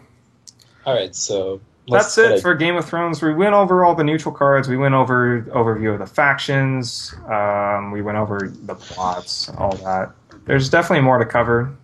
Next time, I definitely want to look at Baratheons, maybe Lannisters. Just this game's huge. When it comes, I'm playing it.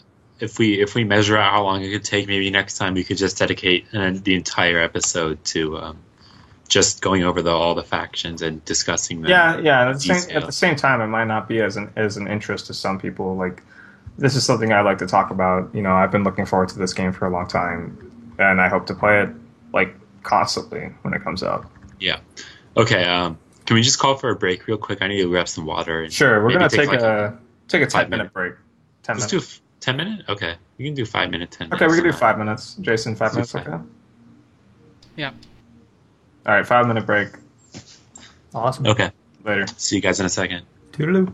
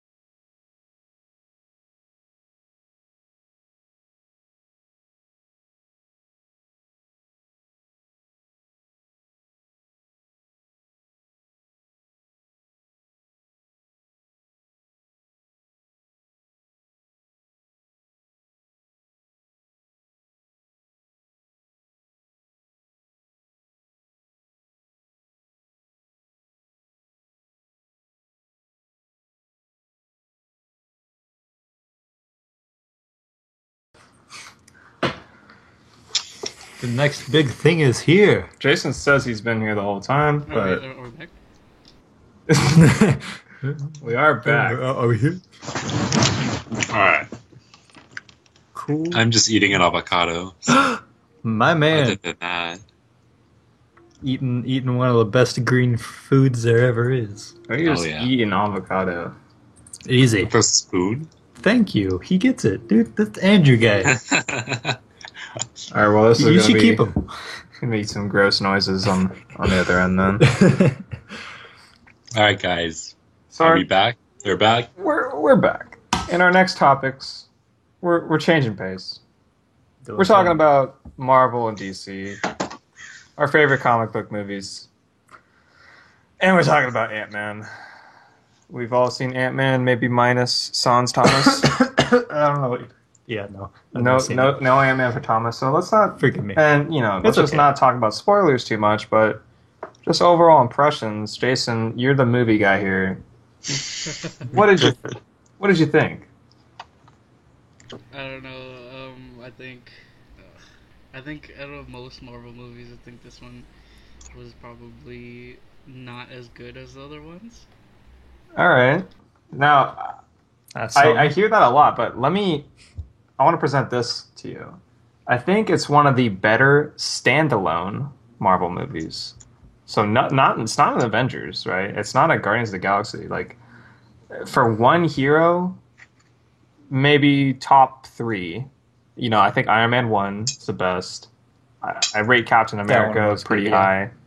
high. Thomas disagrees with that. I don't know, I Captain didn't- America. And I It's think not a bad movie. It I just think didn't Ant-Man's appeal up to me as there. much. I think Ant-Man's up there. It's just, for me, it was the middle serious part that took out a lot for me at least when I first watched it. It was just, I don't know. Okay, so in my opinion, I think the reason a lot of people are saying that is not necessarily because it's worse or better either way, but it has a really different tone from the rest of them. Sure, you know? not only that, but the bar has been set by a lot of Marvel movies. And sure, this one falls flat, but I think it's still a good movie. This is not a summer blockbuster, obviously. Like, this is No. we needed this movie. We need to know who Ant-Man is. Like, he's a super important character in the Avengers. Yep. Oh yeah, he's Yeah. huge. But also I think the biggest thing was just the tone difference, because before it was very much like a AAA blockbuster type of film. There's a little bit of romance tone and a lot of action scenes, and a lot of big visuals going on. But this is Ant-Man. He doesn't have these crazy powers to go along with, and his story is more about protecting his family, right? So it was a really different tone than the other films. Yeah, and how they introduce this current generation of Ant-Man. Like, I'm still not 100% sold on it. We have to see. I don't know. Like, this is just pure setup. I feel like, but as a standalone movie, it's still pretty good. I really liked Yellow Jacket's character. I mean, the funny parts were funny, I think. Aren't they Most of supposed the to movie be? was funny, but that's why it was so good, because it was funny but serious at the same time. Yeah, I don't know. I think when they went away, like, you can be funny and still set a tone for, like, the overarching story, how it's kind of a serious thing we're trying to do, while being funny, but you don't necessarily need to have these long, drawn out, serious parts. Yeah, like there was. I know what you mean. Yeah, and It was a really big tone shift, like really suddenly, and you were kind of like, "Oh, okay." and then they immediately tried to spring back with more humor, Uh-huh. but it just it ruined the whole. It broke the immersion Yeah. in the film. Yeah, I didn't know what I was watching anymore. But other than that, it's a good movie. I mean, I like the design. I love the suit design. It was super cool. I Yeah. liked how they used the power and how they kind of made it comedic in some parts, and but also like it was cool to see him doing these things, and like that's how I wanted to see him. And other people are like, "Oh, well, he's a shitty hero," but I'm like, "Well, that's not really what Ant-Man's about. He's not about being this guy who's going to, like come and defend the whole world and do all this kind of stuff, And like they even said in the movie, that's why not really a spoiler, Thomas, but basically like the government, well, not really the government, but a company is trying to sell the shrinking technology to the government, right? Like as a contract. Yeah. And so that kind of thing, the whole point is that he's this infiltrator, you know, he can get small, he can go into places, he can steal things, you know, it's all that type of stuff. And so he's a different type of character, you know, it's not that he's not needed. It's just that he's different, you know, he fills a different role than the rest of the superheroes. It fills the gap. If you have too many of people who are just pretty much the same, then it's not as fun. Yeah. You guys make it sound like it's like kind of like Aquaman. People hate him, but he's really important. Oh don't know no, why. I am Dude, so Aquaman is excited my for favorite. Aquaman. This Aquaman movie coming out is on.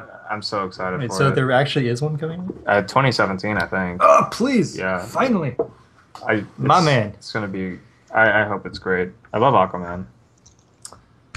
Well, that's, you know, if we shift over to DC a little bit, like Comic-Con was whatever, like a month ago. But whatever. Less, but yeah. It wasn't Less than a too month long ago, but some trailers came out.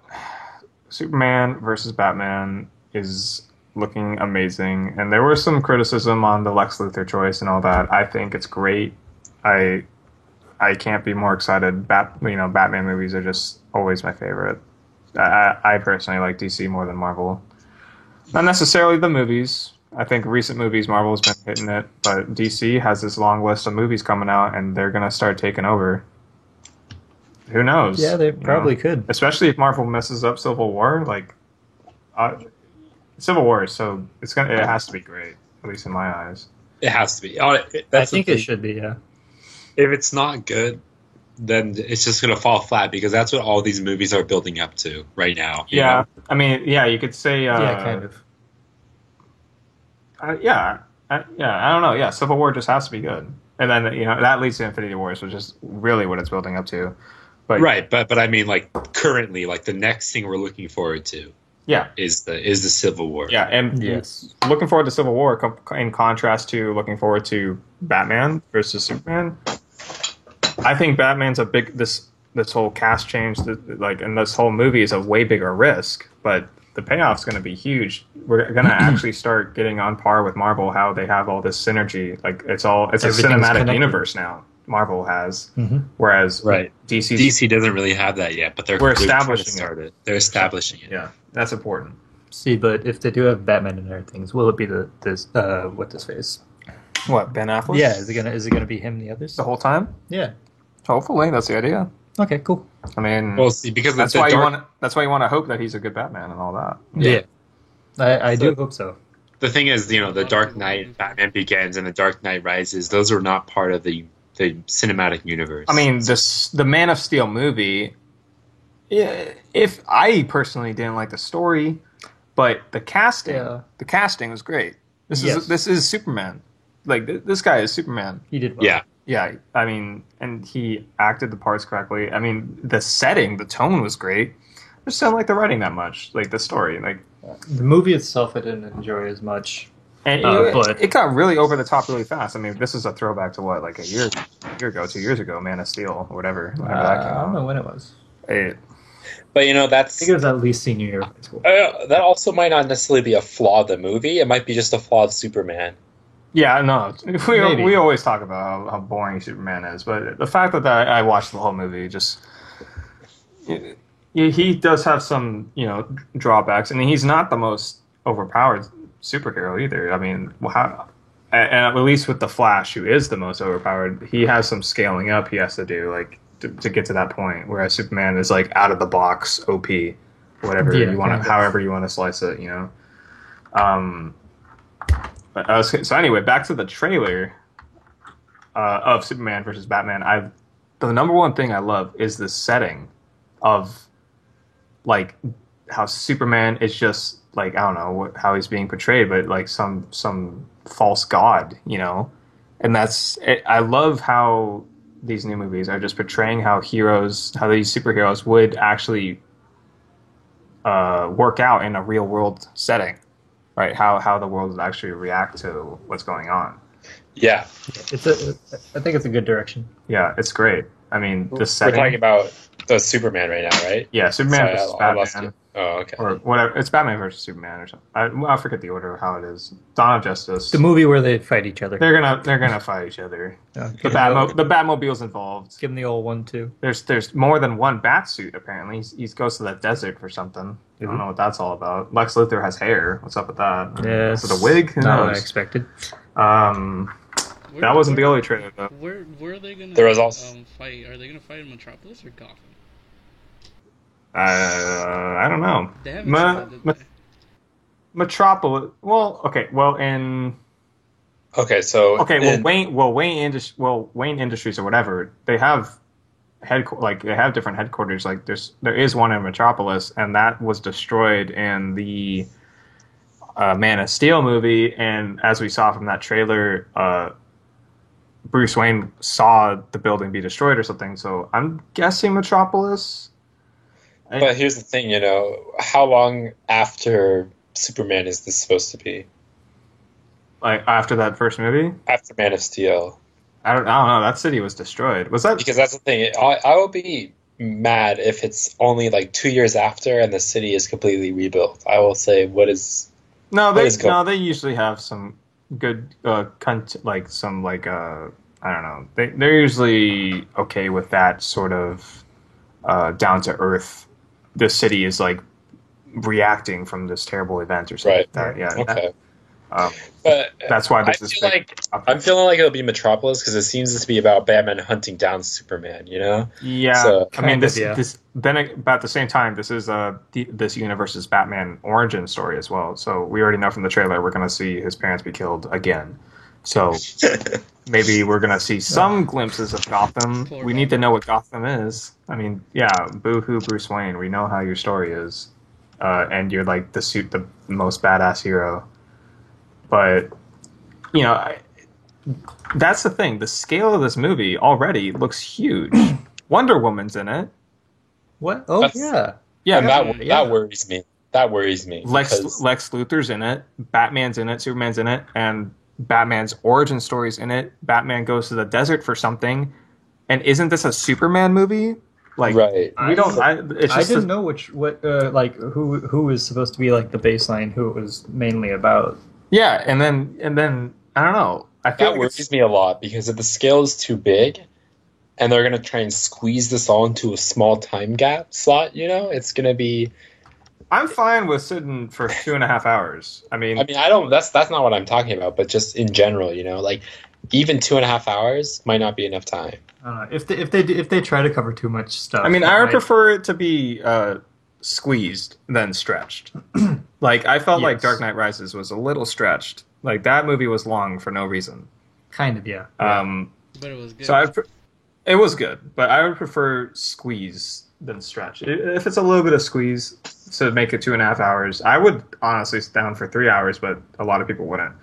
So 2.5 hours, they're going to fit all this in there. It is worrisome, but we're going to get a lot out of this movie. Yes. Yeah. But the thing is, I think this movie is going to set the tone Absolutely. for the whole... So if this movie flops, then It's over. it's over. I don't know. Like, they're setting up Justice League here. They need this. It's gonna be. It has to be good.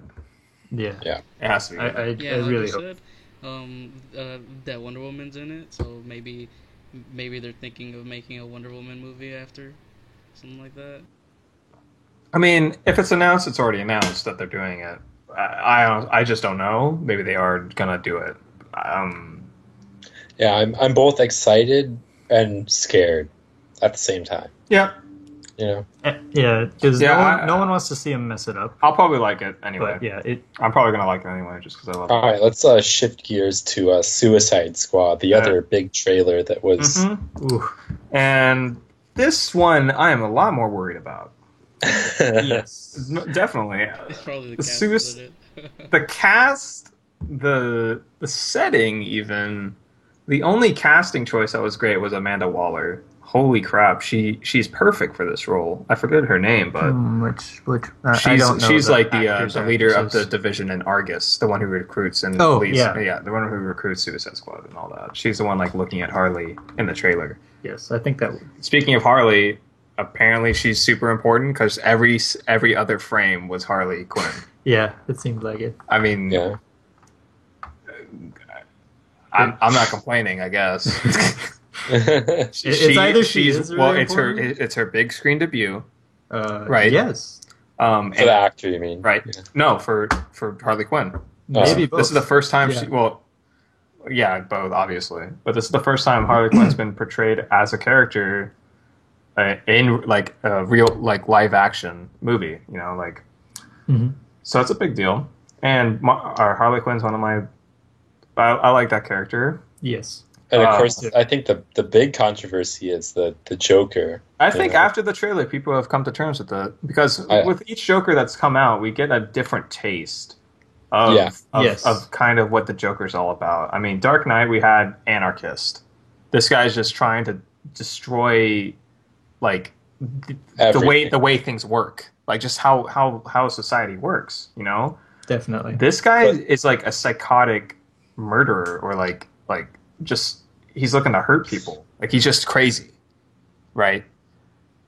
I don't know. It's hard to tell just from trailer. Yeah, I mean, maybe he'll even just be like the mastermind Joker that we all like really know from the cartoon, you know, and maybe, and that would be cool to see. Really enjoyed that one. Side note: Mark Hamill's back for the voice of the Joker for the TV series that's continuing. So he said he retired, but he came back probably because he's done with Star Wars.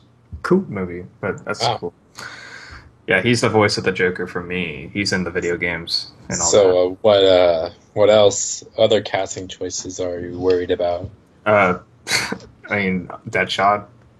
Obviously, okay. Will Smith. Like, I don't understand.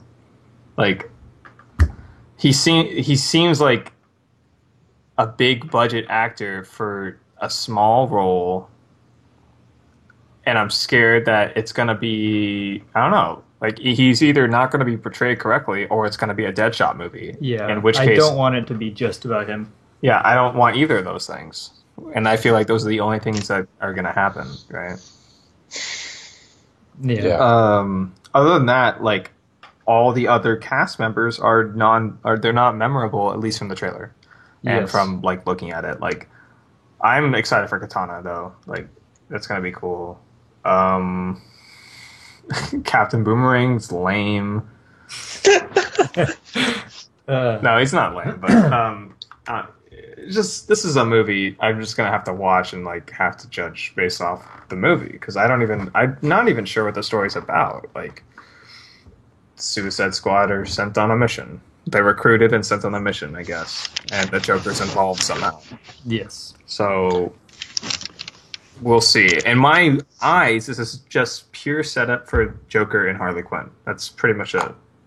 Now, do you think this is too early for Suicide Squad? This seems like I mean, I don't know. It seems like in the comic universe. This is not the same universe that they're setting up with this new Batman movie. It's not. I'm gonna say that because I don't think so. But it's all Warner Brothers, right? Yeah, so that's what I'm confused about, you know, because like then yeah, it's way too soon. If this is supposed to fit in with the new Batman and Superman that they're setting up, then I don't even want Suicide Squad right now. There wasn't enough build-up for it, in my opinion. It just seems out of the blue. This has to only be to set up Harley Quinn and Joker. Yeah, and that's what I'm thinking. Like, if it is connected, it's just going to be about the Joker and Harley Quinn being ready for Batman. But sure, and then like the Batman movie comes out, or a standalone Batman movie comes out, and then they're already established characters or something like that. Those are the only like bright side parts I can see about this movie, aside from the fact that it might be good. I don't know. I'm not excited for it. I guess I will watch it, and I will be happy to be surprised if it's good. You know, but it's worrisome. That's all. I think out of the two, it would be definitely is the one that I'm the most concerned about. Yeah, I don't think the Superman versus Batman one will be bad. Yeah, because regardless, people will go and see it no matter what. Yes, you know. But the Suicide Squad, that's a much more unknown type of faction within the DC universe. Well, then hopefully they got the curiosity factor going for them. Yeah, I guess Jason has a point there, but I don't know. We'll have to see. Just shifting gears a little bit, do we have any most anticipated movies overall? It don't have to be comic book related, but maybe coming out this year, next year. Movies you're just like really dying to see. I mean, let's not include Star Wars. I think that's a main point for all of us. We're gonna really want to see that movie. Any other movies? I'm just not sure what's coming out. Yeah, Jason, you follow movies. What's coming out that you want to see? You just want to see all movies. There's nothing. Hey, you can't blame him on that one. I kind of do too. Well, there's only one, but it's about to come out. It's called Sinister 2, but it's gonna come out like in 2 weeks or something. I don't know. Let me pull up my calendar because I got movies that I'm looking forward to on here. So Fantastic Four comes out this week. Yeah, I want to because apparently I don't care for it at all. My dad told me it's a completely different take on it. Like, 100% Fantastic Four. It's a casting issue for me. This cast does not look. They don't look iconic. I don't feel like. I mean, Mr. Fantastic, he looks too young, I guess. The only casting choice I like is Kate Mara. I mean, she's perfect. She's like the Invisible Woman or whatever. Most movies, it's all about the cast. People are just. I mean, this movie is just gonna be about. They're gonna humanize the Thing, right? The Thing is gonna be so humanized, like, oh, we care about the Thing. He's just a demented soul or something like that. And they're gonna. The most excited thing, the best thing that can come out of this movie is a really, really good Doctor Doom setup. Ooh, yeah. Doctor Doom's in the movie, and I feel like he's a great villain. And Yes. we don't see him like at all. We need some more Doctor Doom. Mm-hmm. But that was just touching on Fantastic Four. Whatever. Next. I know a movie now. Okay. I've read some stuff like on Yahoo News about like a new Spider-Man coming out. It's like There is? it's a universe that where Spider-Man's a teenager. He's still in high school. But This sounds terrible. Something I'm actually not comic book related, but something I do want to see. I think the Goosebumps movie. Oh, It's sort of silly. maybe. Like it's Jumanji. I don't know about that one. I don't know. I never read the books, or supposedly, apparently on Netflix. It's there's a literally TV just series, so- Jumanji. Like, I don't know. Like Hey, I've but- seen this movie before, I guess. Although I really enjoyed Jumanji. And it's not Jack Black's movie. I guess. Like, I don't know. I like. and there was that spy movie with the Uncle. two spies. Oh, is it Uncle? Yeah, it's the Man from Uncle or something like that. I was gonna bring that up. I think that movie seems pretty good and pretty fun. I'd watch it. I guess, but I'm so concerned that it's just gonna be like a romantic comedy. I think. Oh, that's yeah, awesome. Yeah, I don't know. Yeah, there's a chance about that. Yeah. Okay, but just so next month, or I guess October 2nd. So that's not next month. That's The Martian comes out. That's something I want to see. I would definitely be interested in that. I just want to I haven't seen much about it. I just want to see it. I guess because space. Yeah. And then November, Spectre comes out. That is something I will 100% see. What? What's that? New James Bond. Yeah, Oh, they have Daniel Craig on it still. James Bond. They're great. They're great movies. A lot of people are giving them flack. Yes, Skyfall was not Casino Royale. Casino Royale was one of the greatest movies that year. I've only seen That it came out. Skyfall, and I liked it. So. Skyfall was good. It's the only James Bond movie. I've seen, It doesn't and live I'm up not to proud of it that. doesn't live up to Casino Royale, but it was so good, and I want to see Spectre because James Bond, the new James Bonds are good, and people just don't understand like that it doesn't have to be Casino Royale. I guess yeah. It's like, I agree, and it's like, why does it have to live up to the previous movie? It's still a good movie. It doesn't have to be. 10 out of 10. People do. Yeah, I could see the disappointment where it's like, oh, this other movie was better, or whatever. At the same time, give it a chance. I don't know, Yeah. I think it's gonna be good. And then this Christmas, you got Star Wars. We're just gonna pass over that. Yeah. January, 2 movies I'm super excited for. I don't know if you guys aren't probably following these, but Quentin Tarantino's new movie, The Hateful Eight, I want to see it. January 8th. Definitely I a wanna see fan. Gonna watch it. Love his movies. It's Kill a Western. This could mark the comeback of westerns. I feel like they're on the brink of coming back, but it'll be so great. And then, ironically, Leonardo DiCaprio's new movie comes out the same day, The Revenant. You guys see the trailer for that? No, I did not. It's like probably not. I think it's either the American Civil War or the Revolutionary War. And he's stranded from his unit, and he has to like survive from like the natives or something. And it just looks really dramatic. Yeah, it sounds cool.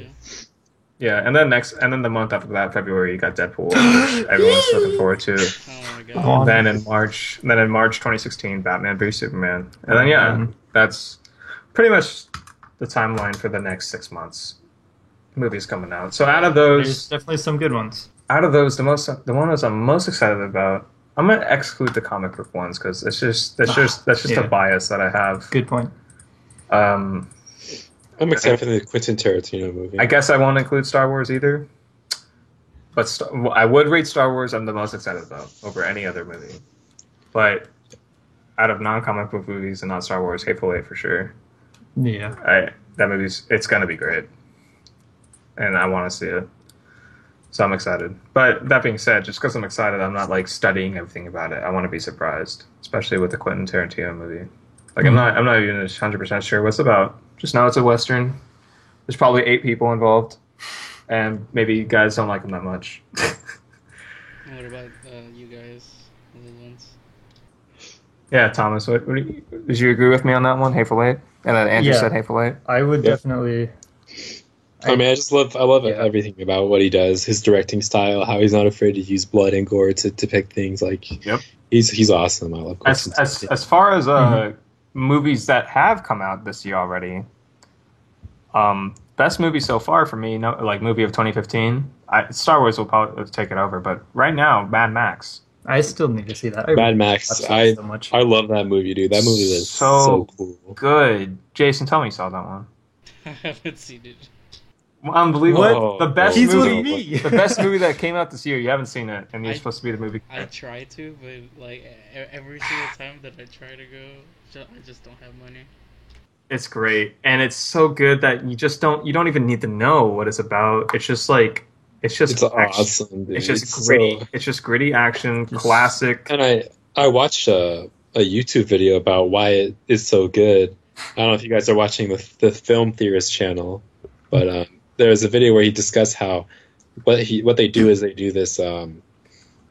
They use the images to lead your eye to each. It's a common effect in movies, but it's really effective in this film because there's so much going on all the time that you need to have your eyes lead. So just an example, there was the scene where they're driving, Blake will know, and there's the motorcycle gang that's jumping over them. Sure. And so what they do is they use the arcs of the motorcycles to lead your eye, and then the next scene will be in that place, one of the characters shooting at them, right? So it's like it's really effective, and that's really a good way to do it. Yeah, just good directing.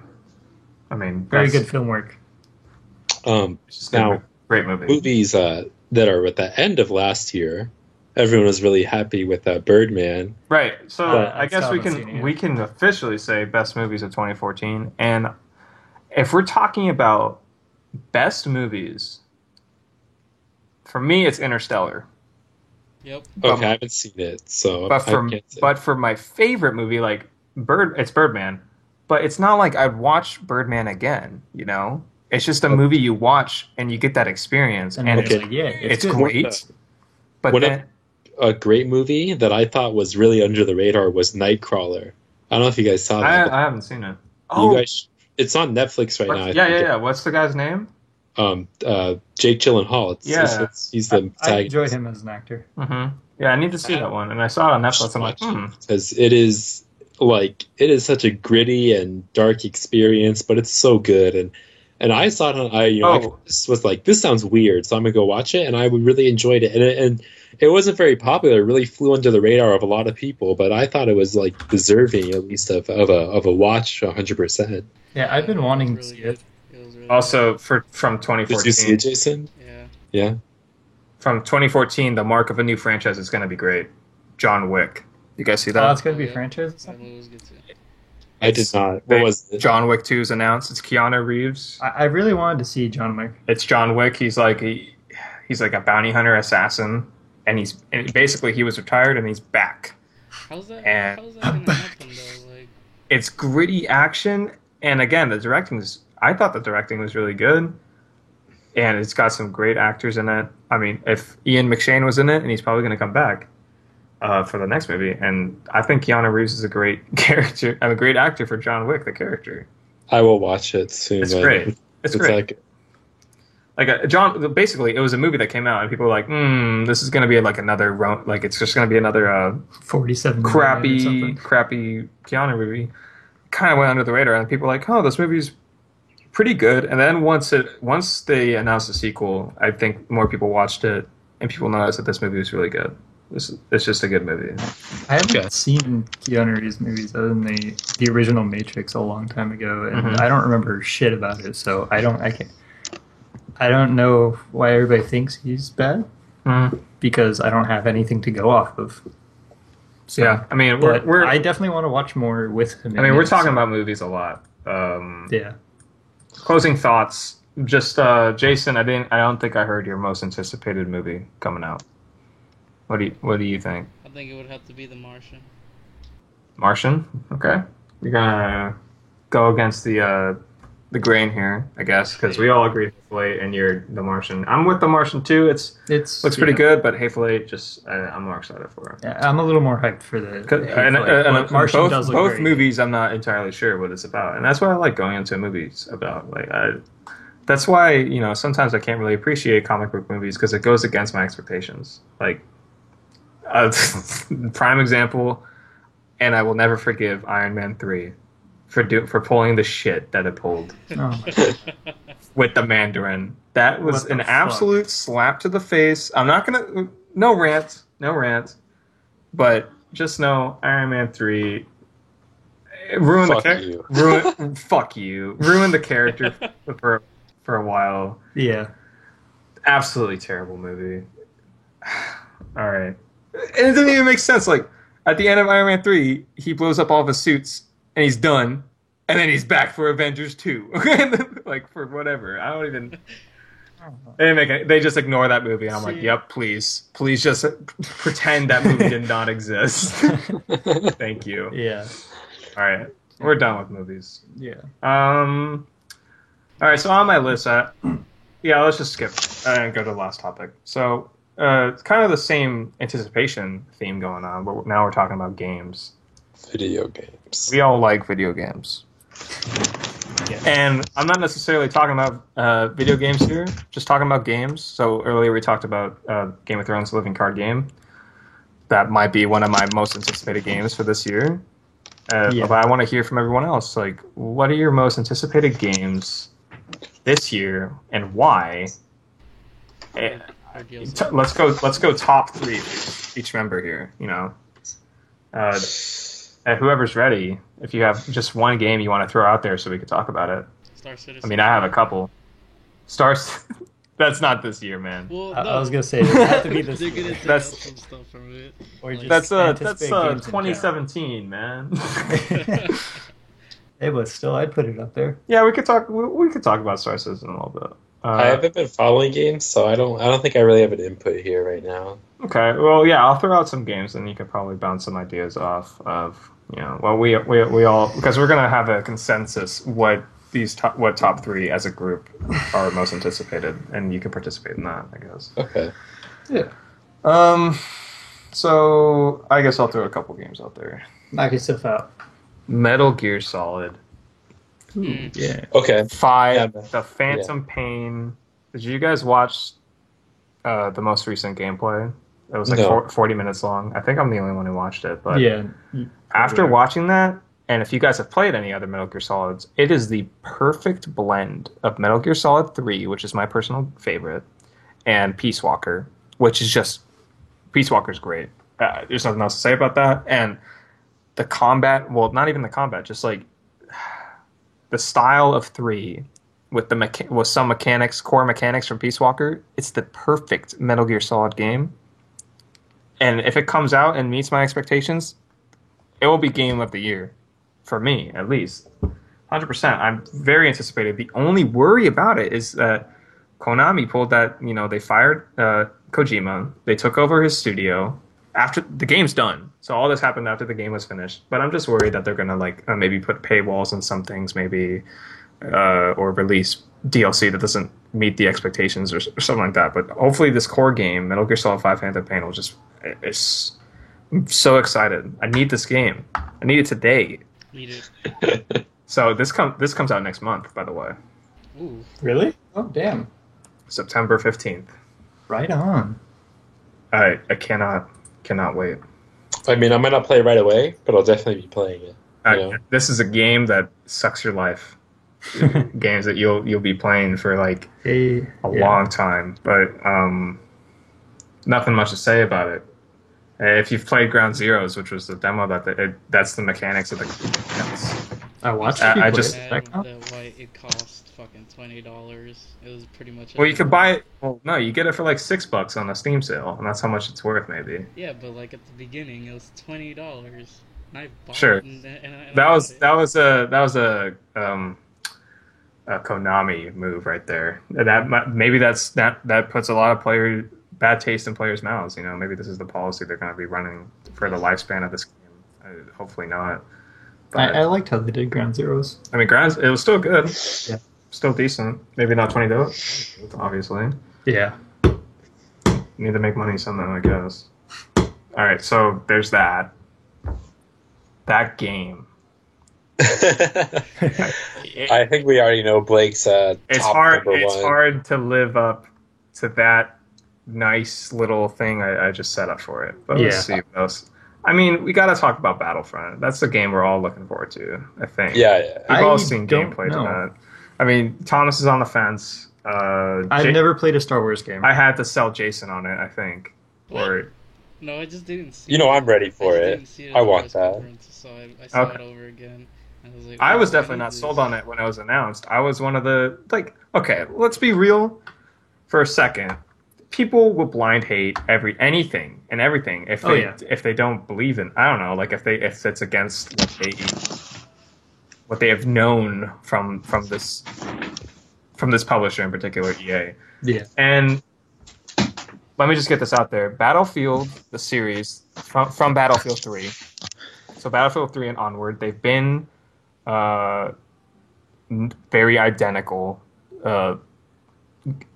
The games have been the same, I guess, and there's been like 4 iterations of it or whatever. Mhm. But Battlefield is a good game. The fact people are just mad that they had to buy the game 4 times or something like that, and they get the same thing just so they can play on the most recent game or something like that.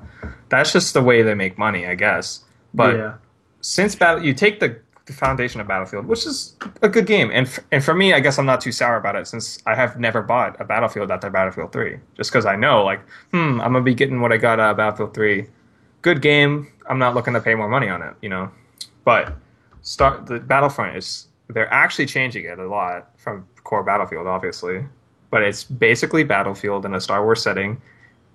That's what I want. Yep.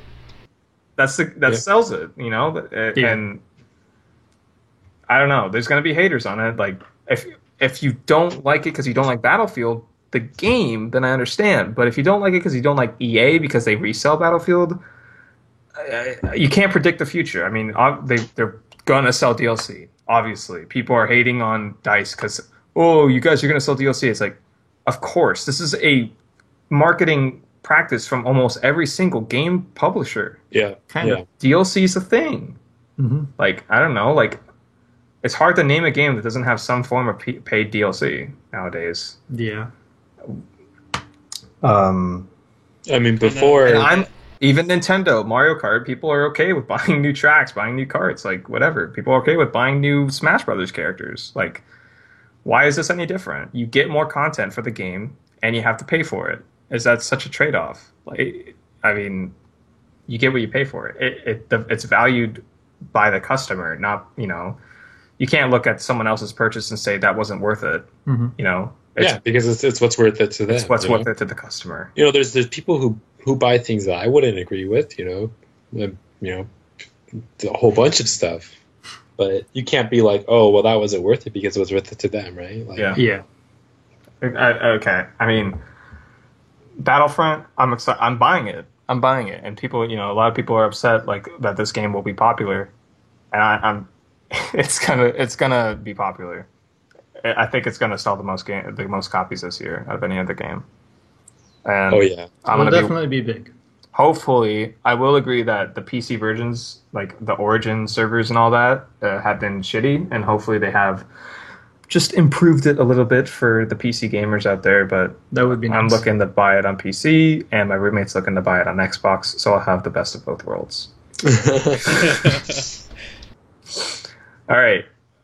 Any other comments on that, or any other games? Go ahead and throw them in, but I'll just drop the bomb here. Let's talk about Literally. Fallout 4. Dropping the bomb. This game, oh my, in production for 5 years, Intense. taking everything that's so great about Fallout 3 and just expanding on it. It's gonna be life threatening. How good this game's gonna be. I might forget how to eat. When's the tentative release date? November 10th, same day as Tomb Raider and XCOM 2, which is another game that's it's on my watch list. All right, so now we have Metal Gear Solid in a month, Fan of Tomb Raider. Yeah. and then we have And then Fallout what's Battlefront, a week after Fallout. and then man, like That's too much. Oh my This gosh. happens every year, and then every year I'm like, best year for gaming, but Rest in I'll say it peace, again. Wally. This game, just Metal Gear and Fallout 4, best year for gaming right here. These I are was gonna real say games Metal Gear from is gonna be passionate developers. That's the thing. These people care about the games they're making. Like, you can argue that EA is just pushing out Battlefront because Star Wars is coming out and Battlefield makes money. Boom. They don't really care about the quality of the game or whatever. Fallout 4 and Metal Gear, you got Kojima and Tom Howard or Todd Howard, Yeah. passionate developers. It's gonna be amazing. It's gonna be amazing. Fallout 4, it's over, dude. Needed. I can't even thinking about the mods, and this game's gonna live on forever. Yeah. Please, Gib. I don't like how some people just won't like a game just because they don't like the developer. Mhm. I don't like that. That's kind of stupid. I mean, in my at the same opinion, time, you but- do get maybe there's business practices you don't like, but I'll say that Bethesda, they surely do practice DLC. They do that, and the DLC for Fallout is usually fantastic. Fantastic. You pay $15, you get yeah. 5 hours of story. I mean, it's the same thing, Like I might not like a music artist as a person, but I might like his music. I might. The biggest comparison for me is Tom Cruise. A lot of people don't like Tom Cruise as a person, but his movies are damn good. Yeah. That's all probably I'm say gonna that. say about that. So Fallout 4, that's my top 3, right? If we're going video games, I mean, honestly, all 3 of these probably beat out Game of Thrones card game for me. Like, even if we're talking about gaming as a whole. And then as a list, number 1, Fallout 4, number 2, Metal Gear, number 3, Battlefront. That's mine. If you can't throw in any other games, I mean, I could throw some other games at you if you want, but Go I ahead. think that's You pretty. guys have That's your top pretty 3 much right? it. Lay it on us. Let's see. Well, if we let's take a little dip into next year. Just kidding. All these games suck. Oh, let's talk about Halo 5 a little bit. And this is a game Jason and I might tear down a little bit, just because it's not looking good, man. When I looked at Halo 5, they got the multiplayer. Okay, so with games, you want that core aspect of why you love games so much. That's why Battlefields all play similarly. That's why Call of Duty all plays similarly. I mean, they're changing up their pace a little bit, but Halo is working in the wrong direction. I don't know. Like the multiplayer, they're keeping sprint. They're adding like all this weird movements, like you can wall run and like slide. And I don't even know, like that's kind of unnecessary. And then to like me. it's supposed to be you're more of just a common soldier. That being said, you still have to four-shot people with a BR or something. You still have shields, which is core. That's basically what sets Halo apart. At its core. But at the same time, it looks more run and gun style. It's going to start looking more like whoever gets the first shot off is going to win that gunfight. And that's something that's more of a Call of Duty thing. And I don't like Call of Duty so much just because you die. I don't know. It's hard to say. And Jason, you might have some comments on like how it's very co-op heavy. Like the whole story could be played in co-op, and then like they have this whole co-op mode. And sometimes like that's why if you look at our top 2 games, they're both single player games. Like, or at least mine. Yeah. I feel like games that are designed for single player, I feel like multiplayer is a crutch almost. You know, I agree. I've always thought like multiplayer can be fun and it can be good, but having a core story single player experience can't be beat because it's almost the same feeling as watching a movie or reading a book, you know, where it's like, despite the fact that there's other people who might be playing the same thing or doing the same thing or reading the same thing, you know, it's still your experience. That being said, Battlefront is just no single player at all. Really? Like, that's true. It's all multiplayer, and that's something because they just want to focus on multiplayer. They're not trying to sell, like with Battlefield, they always sell like gritty story and like whatever. It's not, you know, like I don't buy Battlefield for the story, and I think they're finally realizing that. But see, I think that's the difference though. Like, think of it this way, like, let's say, story-driven games like that's like enjoying a nice wine or a whiskey at home, you know, while playing, I get where he's going with this. While playing Battlefront or Battlefield with friends is like going out to a bar and getting some beers and watching a game, or like watching a football game or something. And then you play Madden, you just taking shots, like exactly, or that, right? That's a good point. Like it's like that type of thing, you know. They're just or Smash Brothers. They're both maybe equally fun, but they're different experiences. Yeah, sure. And you know, maybe some styles aren't for some people. You know, like I personally don't really like sports games that much. Oh, I don't. I despise them just because I'm bad at them. I don't like racing games, but Mario Kart's really popular. I love Mario Kart. I like racing games. I hate sports Double games. Dash. I don't like racing games that much either, but I love Mario Kart. Nothing much to say about Halo 5 other than it will be popular because they sell the shit out of that game. They're going to push it really hard. I'm sure the thing Halo's got for it, amazing story. Like, story is so good.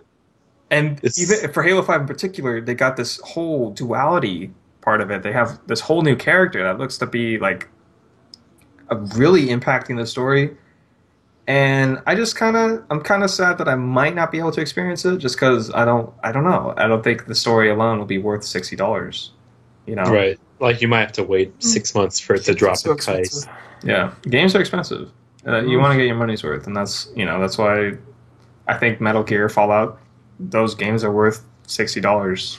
I missed the whole $15 for like a Game Boy Advance game. Sure, after it came out. Like, even 3DS games, they're $40. Yeah, like, so much. I mean, I think Pokemon is worth $40 since you get like 100 hours out of that. Oh shit. yeah, Monster you can play it especially. I've never gotten into Monster Hunter, but yeah, I feel you. I hear that too. And then we can shift gears. Well, not even shift gears. Just I have some shit to say about Assassin's Creed. Absolutely garbage. The one thing holding back Assassin's Creed, well, there's two. There's two things holding him back. Number one is the engine. The mechanic, like how the game plays, just at its core, is garbage. It's been the same since Assassin's Creed 1. Yeah, pretty much. Like, it's the way combat works. Well, this new combat, they copied Batman. So when Batman came out, every single game that has third-person combat copied Batman. where you strike and you counter, and then you can evade for some certain enemy types. Or Right, because it was good. It was one of the best combat systems that's ever been made. The thing with Batman is it's smooth, and that's why it's good. And, and the animations fit and they flow together, and it feels like you are just skillfully beating up everyone. Assassin's Creed, you mash X, you kill anyone in your way. If there's one tough guy, you press B instead of X, and you kill him in one swing. And at the same time, every single animation, every game I've played of Assassin's Creed, the audio doesn't sync up with my strikes. What is that? That's a huge oversight to the engine. Like sometimes there's just no sound at all. Like I'll cut them with my sword and there's no sound of him screaming, no sound of my sword. It's just complete silence. Like that's a bug, and it's been around for at least 3 games. And then to see the Assassin's Creed Syndicate gameplay reveal, it's on the same engine. You can obviously tell the combat is just so bad. The stealth mechanics are terrible. That's number one. That's number one right there. Number 2 is that they keep bringing in the freaking real world present day in their story. Assassin's Creed games would have decent story if they didn't rely so much on Templars, and if they didn't rely so much on bringing in modern day, I'm using the Animus, that whole thing. It was okay with Desmond because that was a real story. Granted that Desmond, it kind of ended poorly with Assassin's Creed 3. But now they keep it still, and you're just some random dude, and I'm supposed to care about this. Like, it rips you out of the game. Like, I'll just be playing the story in Assassin's Creed, and once you beat a mission, it rips you out, and now I'm in Paris climbing the Eiffel Tower or some shit, and then it rips you out of that, and now I'm first-person mode walking around in an office. Yeah. What the fuck? It's bullshit, and I hate it. And Ubisoft fucking sucks too. So I will start hating. That being said, they release some good games too. Because I don't know, publishers versus developers, you can get more information about a publisher, but sometimes developers can really change the way they make games. That being said, Assassin's Creed has not done that. All right, rant over. Jason, you don't even like Assassin's Creed, right? Hell no. All right. I enjoyed the first one, the second one, and the Black Flag one. But that's just because I mean, Black Flag. I don't know. I like pirates. That's it. Yeah, that's Black Flag. No, I'd say it's good. If you're gonna buy one, I guess it'd be that one. But it had those the problems with combat are most apparent in that game. Mm-hmm. I would recommend probably Assassin's Creed 3. I just like the world because it's the widest variety of combat. All right, so I think, do we have a consensus on top 3? Do we agree? Yeah, I agree. 4, Metal Gear, and Battlefront. Jason, you have anything to add? Just anything at all, any game that you want to talk about? Well, I already have my top 3, but the 2 of them you guys probably will not want to talk about. Well, go ahead. What's your top 3? Yeah, tell us. All right, my top 3 would have to be Street Fighter 5, Kingdom Hearts 3, and Fallout. All right. Ooh. Kingdom Hearts 3. Completely forgot about that. Is that coming out this year? I don't know. I don't know when it's coming out, but Kingdom Hearts itself is just a fun little thing. All right, that's fine, but yeah, I don't know. Kingdom Hearts, I feel like it's definitely a nostalgia thing going on, and I was never a huge fan of it when it was out, I guess. Now, are your 4 and 5 going to be Metal Gear and Battlefront, Jason? Does something beat out Battlefront for you? Or something like that? What was it? I don't think so, actually. There was that game in the Xbox conference, I think it was, where you fight against like these robot animals or something like that. Oh, that was PlayStation. You know what? That was what was it called? Horizon Zero Dawn, I think. Yeah, that one. Oh yeah. That one looked interesting. Yeah. I liked the setting a lot, but I think the gameplay is going to get really repetitive just by looking at it. Like, I feel like when you roam the world, there's going to be a lot of those big creatures, and you take them out all the same way. Basically. Jason, why?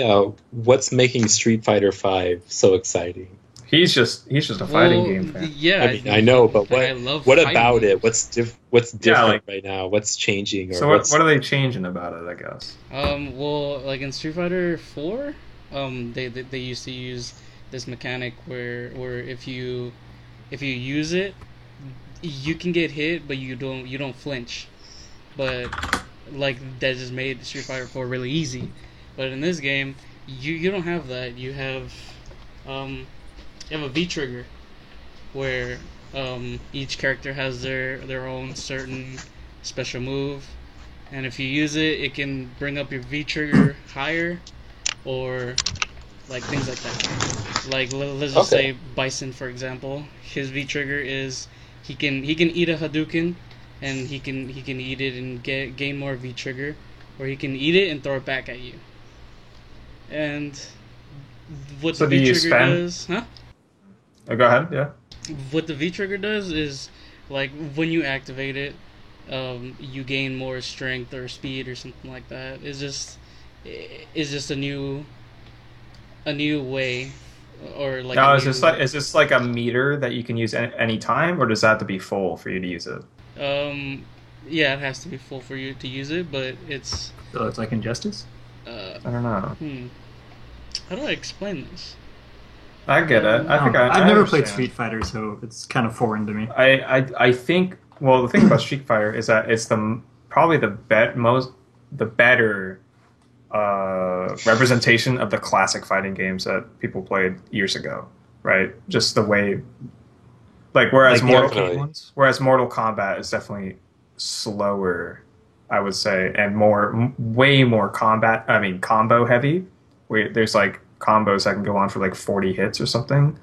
Oh my gosh! Yeah. I don't know if Street Fighter is the same, but I think Street Fighter is all about like just it's a thinking game, but at the same time, if you have better mechanics, you can win.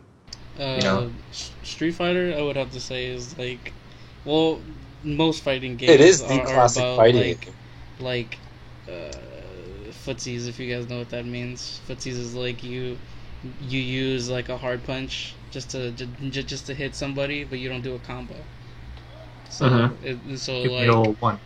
most games are like footsies, but I think that Street Fighter is more about footsies, and like sometimes about combos. Like you could do a 10-hit combo and get like 45% of their health down. But it's more about poking your opponent down than going all in on a combo and finishing them off. Well, no, it's not even like going all in, like you're risking something. It's more like you fish with these hits, with these moves, and if you ever hit one of these high knockback moves, you get like a 40-hit combo and you take out half their bar or something like that. Like and Mortal Kombat, where it. Oh no, go ahead. That's pretty much it. Like, I like watching Street Fighter more than I do any other. Except for Brawl. I mean, not Brawl. Smash Brothers. Yeah, because what I can say about Mortal Kombat is that games like Mortal Kombat, Killer Instinct, Injustice, and Blaze Blue, and Marvel vs. Capcom, all those games are about combos. Like you get 40 or 100 combos, and you can kill someone instantly with just that combo. But Street Fighter and Smash Bros, those are about poking. So, I didn't get that feel in Injustice as much. That's why I like Smash Bros a lot, because it's because it's almost impossible to. It's not a health bar, I guess, and there's so much, like, sometimes your combo will never work because they're not precisely at 40% health, something like that, you know? Like, if they're at 30% or 40% damage, you have a specific moveset ready to, like, because you know exactly. There's so much mechanics in Smash Brothers that people don't see. Like, if you know the exact matchup, like if you're playing a certain character and they're playing a certain character, there's a precise combo that's not hard-coded into the game that you can execute to get them at 100% from exactly 25% or something like that. You know what I'm saying?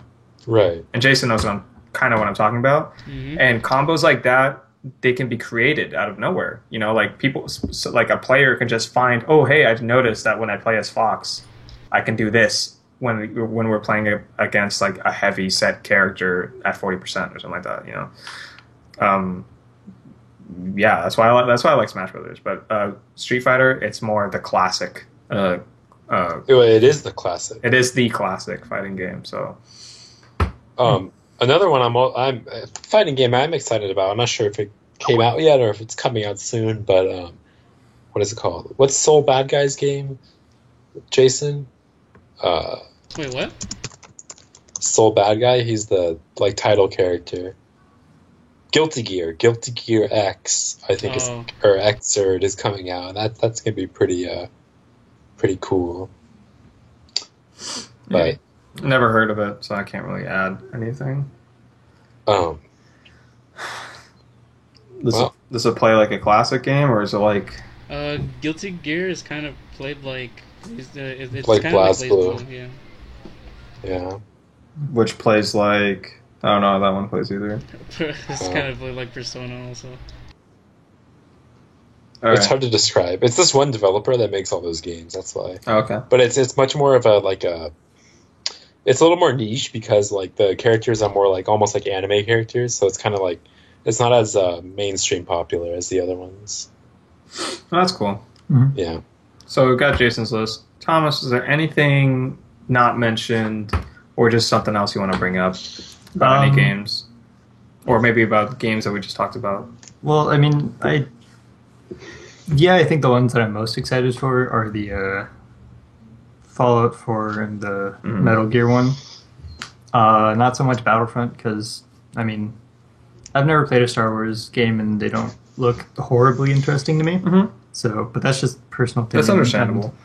I don't really have a background with it.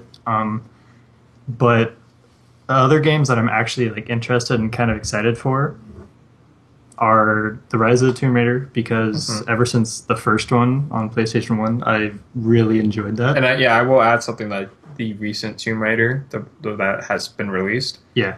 One of the best reboots ever to come out. Yes. Absolutely great game. It's very good. Rise of the Tomb Raider. The only downside is that I would say it's a timed exclusive for Xbox. But other than that, I mean, looks great. Yeah. It just looks like more of the great game that Tomb Raider was, you know? Mm-hmm. And then, Andrew, you wanted to chime in? Yeah.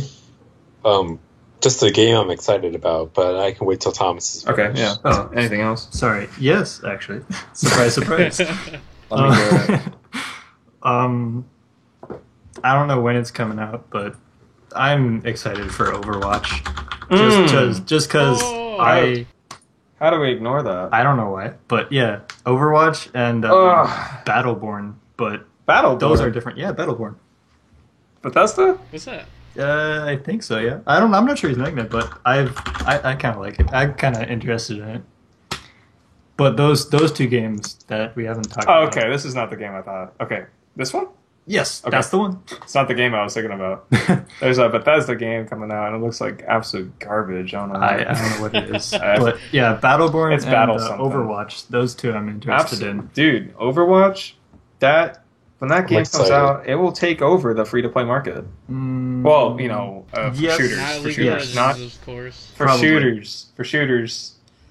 The shooter free-to-play. I think it'll definitely be big when it comes out. I mean, well, I don't know. Like, people will still play Team Fortress 2, but Always. But the thing is, it captures Team Fortress 2 in a totally new way, and that's what I love it. It looks great. Yes, I want to play it.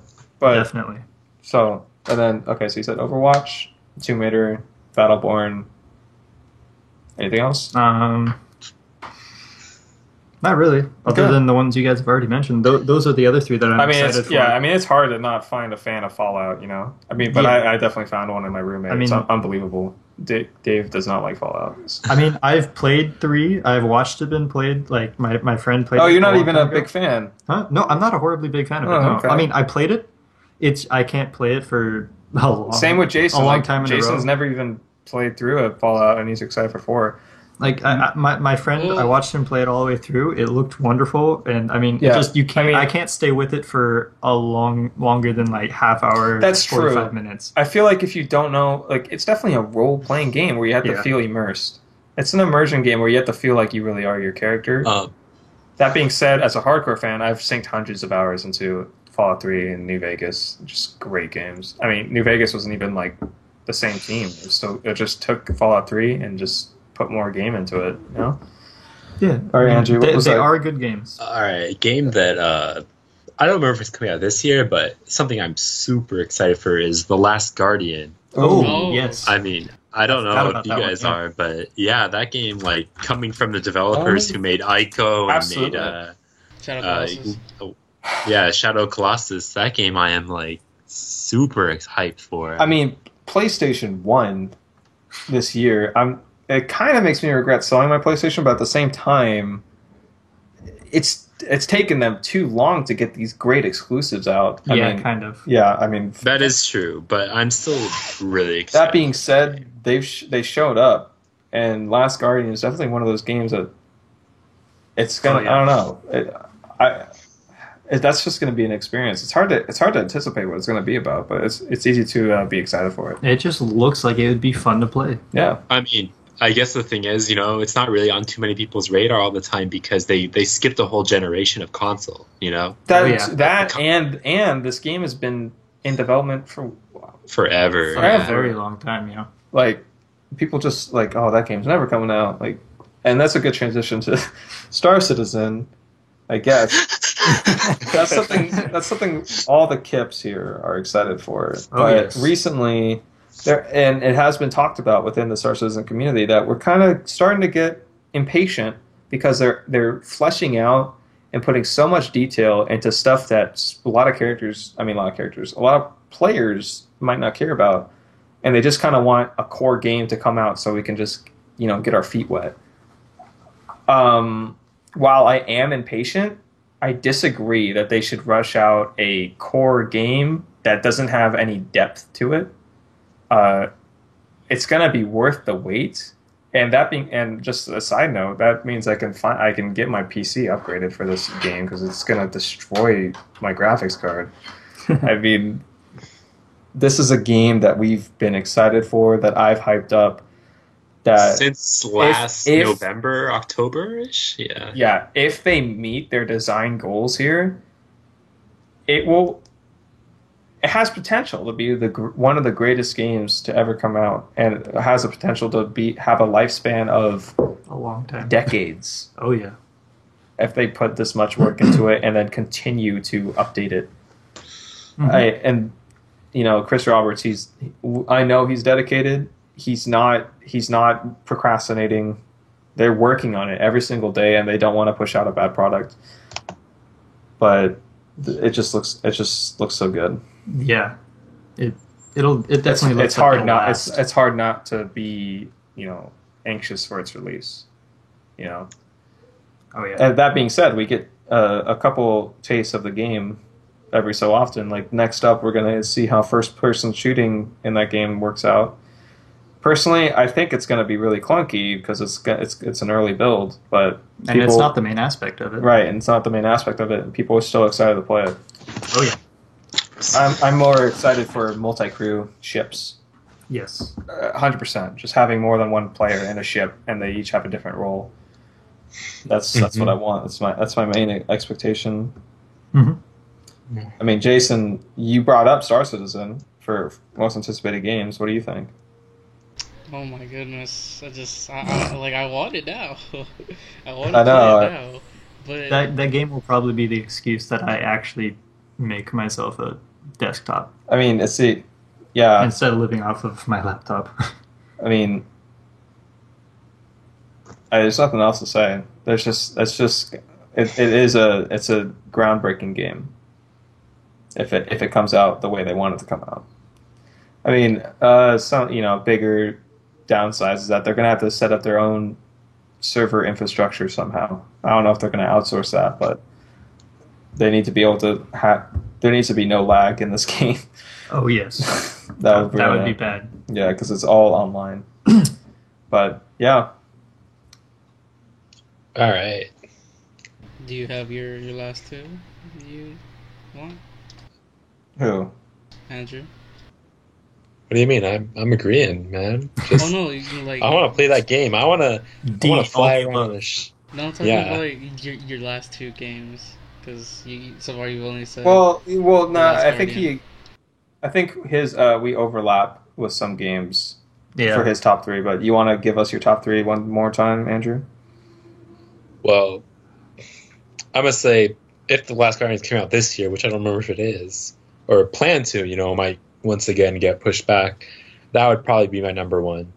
And then it's hard to pick between Fallout and Metal Gear. Like those are so interchangeable for me. Yep. But I still would put Battlefront as the lowest on my list because while it will be fun to play with everyone and I'm excited for it, I don't have as much nostalgia for it as other people do, as well as the fact that I'm more interested in those single-player immersive experiences than the multiplayer experiences. Which game did you just say? What are you talking about? Battlefront. Okay. Yeah.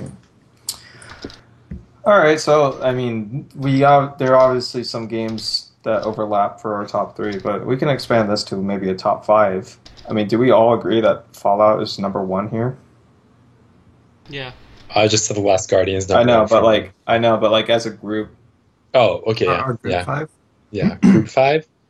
I mean, Thomas. what- Yes, I would say yes. Fallout 4. I mean, they are very good games. I just can't stick with them when I'm playing them as much.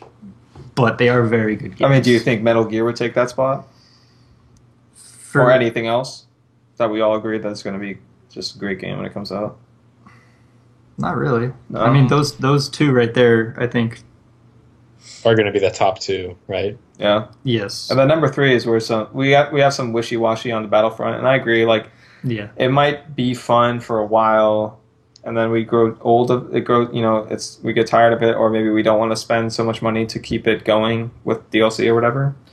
So maybe number three could be like, Overwatch. maybe Overwatch. Overwatch. I don't know. I don't even know when that they were supposed to be an open alpha the beginning of this year. I haven't followed with it for a while, but I don't know where that game is. Hopefully, I mean, apparently this is already Overwatch is already a game that they complete. They just took out this part of a. So the part that we've seen was supposed to be part of a much bigger game, a whole new MMO that they were going to release. Yeah. But they just took out the combat part and they're making a whole game around it. So, I mean, I'm hopefully happy they about keep that part going because I'm excited. I don't know what their monetization policy would be, like just cosmetic stuff like League of Legends or something. Probably. Okay. Number 4, I mean, if Last Guardian's on your, it's not so high on my personal list. Like I would probably put, let me see. I didn't even mention Mad Max, but that game looks kind of cool too. My number, if I had to vote for what number 4 would be, it would probably be Battlefront. Yeah. Yeah. Oh, Yeah. I can agree with that one. Yeah. Maybe number 5, Last Guardian? I don't know. I mean, I just for me, I don't have a PlayStation, so I probably will never play that game. But that being said, I hope it does well. Oh yeah. I'm excited to watch it. I mean, I know when I watch it, I'm not even gonna get close to what experience it is to play it. Games like that, you just need to play the damn game. Oh yeah. So, I mean, maybe top 5 wasn't the best. I mean, top 3, it's obvious, and then 4 or 5. Okay. I mean, if you guys want to call it, I could keep going. Like, the office is already closed, so like. I kind of want to do a little talk. I want to talk a little bit about anime before we finish up. I mean, yeah, You go guys ahead, think- Thomas. Are you good to keep going, or do you want to? I mean, Yeah, sure. If, Okay. if yeah, you guys, I mean, I'm feeling the flow right now. So if you guys want, like, I'll kind of go over what's going on right now, and then you guys can just give whatever input you have about it. I can just give a basic understanding. All right, so I mostly want to talk about. So if you don't know, the way anime works is it's organized by season, right? So fall, winter, spring, summer, right? There's every season there's a whole maybe like 15 to 20 shows that come out, right? That's a lot. But yeah. Yeah. Yeah, and so and they're also organized by cores. So a core is 12 episodes, and most are 12 episodes now, but some do get 2 cores, so they're run over 2 seasons. Okay, so last season, spring season, right, was pretty terrible. Uh-oh. It was pretty bad. There was not a lot of good stuff that came out. So the notable mentions, though, were Sound Emporium, which, if you've ever seen K-On! Or heard of K-On!, it's basically like cute girls doing cute things, and they play classical instruments. But it's really popular, and it's really well animated. And the reason is because Kyoto Animation, the studio, they only work on one show at a time. The entire studio will work on one TV show at a time. So they're always very well animated, very well made, and very well done. That's good. Other than that, there was a romance called Ore Monogatari, and it's just a regular, romantic comedy. But if you've ever seen like an anime gorilla guy with the big lips and they're like really huge looking, right? Yeah. Like I'll show you. I'll send you guys a picture, and this guy is the protagonist. Like that's the thing that's not normal about it, and it makes it pretty funny. Let me just put this on Skype so you can see. Kind of sounds a bit racist. Like if you click on that and look at that picture, right? Like those are the main characters right there. That's the couple, the main couple. So it's pretty funny. Okay. Yeah. I mean, other than that, was. Oh, and then You said this just came out, or it is coming out? That was last season. Oh, last season. That's yeah. the highlight. It's continuing. These are the highlights. Right on. And then the last one that I would say was Food Wars, also known as food porn. Oh, man. I'll show you guys the screen from that. And Absolutely great. It's it's pretty funny. So, but that season was pretty whatever in general. I mean, there was a couple other shows that Advertised are on kind Crunchyroll. of okay. Now, That's true. I gotta say, this season, summer season, Yeah. there are some super hype shows coming out, and I'm really happy. So the biggest one is the new Dragon Ball Z series. So it is a continuation of Dragon Ball Z. Ooh, that's exciting. Yeah, I've heard about And this. it's set after the defeat of Majin Buu. Hmm. Okay, so that is pretty exciting for a lot of people. I mean, I watched a little bit of it in the first few episodes. It's on episode 5 right now, or it's coming out with episode 5. But I mean, that is pretty crazy that there even is a new series. I mean, that's probably what you guys would be most familiar with. You guys haven't? Well, I mean, I used to watch barely, but like, I don't know, like, it never really clicked with me. But it at the same time, it's exciting. I don't know, like it's. I probably won't watch it, I guess, if I have to be honest. I mean, Thomas is maybe in the same boat with me. But then again, Not Thomas quite. is you're a lot more open to shows. Like, it doesn't matter what it is, right? kind of pretty much. Yeah. I'm just open to anything, movies, shows, music. I mean, pretty much anything I will listen to, watch to. get into. Jason will watch any movie ever and say it's the best movie. But when it comes to shows, Oh yeah. there's no such thing as a good show for Jason. He likes 2 shows. He likes Cops and he likes Supernatural. That's the only shows he likes. Hey, Cops? I do enjoy Cops. But, Hey, come on, man. That's true. I mean, No, it's not. the fact that the fact that they're continuing on with the Dragon Ball Z is cool to me. I mean, that just makes me. I mean, I've don't hate me too much, but I have never seen Dragon Ball Z to begin with. No, yeah. and I mean- I've always wanted to. 'Cause It's not like I followed it. I mean, a lot of people watch Power Rangers. I never watched Power Rangers. I guess the closest thing I've gotten to a childhood anime experience is that I've religiously followed Pokemon, the show. I don't think I can blame you. Oh, I love that show. no Naruto? I- Really? Nope. Well, now come on, Naruto was like middle school. All of my friends. I'm talking about, like, followed Naruto. I'm talking about like still have no idea pure what it childhood, is. I guess. So, the next show. Are we guys finished talking about this? Oh, Or- yeah, go ahead. Go ahead. Yeah. Knock your stuff out. All right. So the next show I want to talk about it's a continuation of this show called Durarara, and this show is actually it's based off a novel, Mhm. and it's very similar to Game of Thrones in that each chapter is told from a different character's perspective. So each episode is narrated by one of the different main characters, right? And there's a huge cast of characters, and it's set in a city.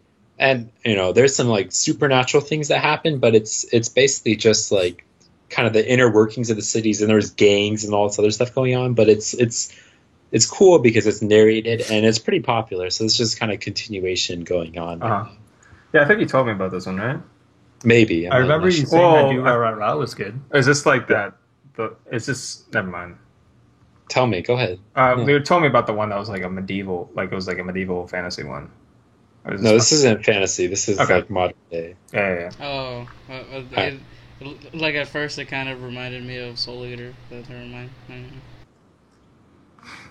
I watched Soul Eater. My sister told me to. Have you guys heard of Lupin the Third? It's pretty famous, but there is a new series coming out of that this season that started. Actually, no, I haven't heard of this. one. I have not either. But then again, I mean, to be honest, I haven't ever watched an anime before last semester. All right. So- Well, Oh, you're watching One Piece. Yeah, right now I am. Yeah. But I that's mean, I good. never watched an anime before last semester. So Oh, that's what you said. yeah, Yeah, I mean, I am Sometimes- so new to that. if we're just talking about anime in general for a quick second before we get back to the specific show, Yeah. it's not like I already mentioned how it doesn't really click with me. I've tried watching, what's the super popular one at Comic-Con last year that not Comic-Con, at Attack on Titan. I hear Yeah, Attack Attack on on Titan Titan. is really popular. Yeah, Attack on Titan. I tried to watch it, and like once it got to like the big twist part or whatever, I just stopped watching. I don't know. Like it's not like, oh, this ruins the show for me. I just never really was like, oh, I'm sold on this show or Yeah. anything like Yeah. that. Like I mean, We've discussed this before, but I have a recommendation for you that I Yeah. think you might really enjoy.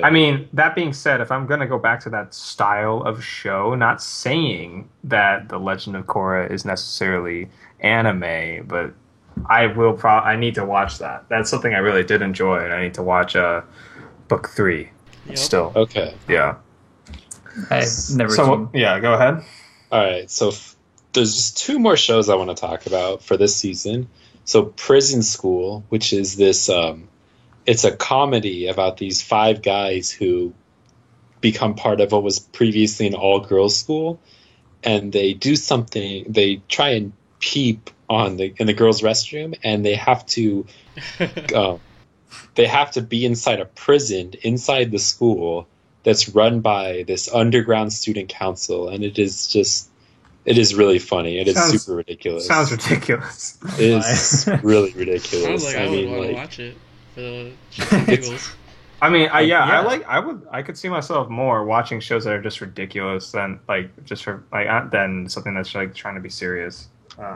And Yeah. what makes it really funny is if you, let's say, watched a scene and didn't really know what was going on, you probably think it was really sexual and there was some real weird sexual thing happening, but it's really not. It's just the situation is so stupid that that's what happens. Absolutely really perfect show to walk in on. Yeah, definitely. Sounds God. great. I mean, just as an example, right? There's a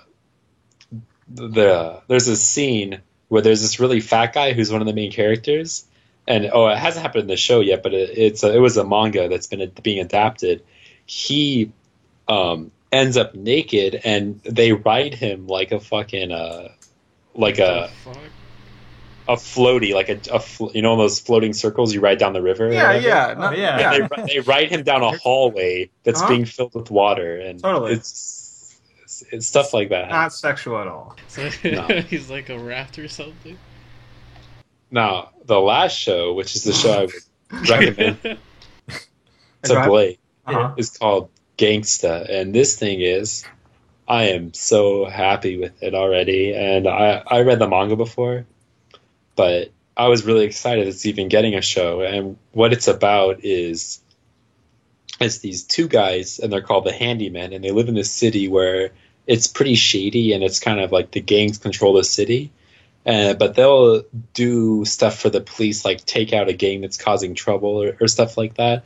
And one of the guys is deaf because there was a drug that it gave people extra strength in the military, but it also would give them a physical detriment.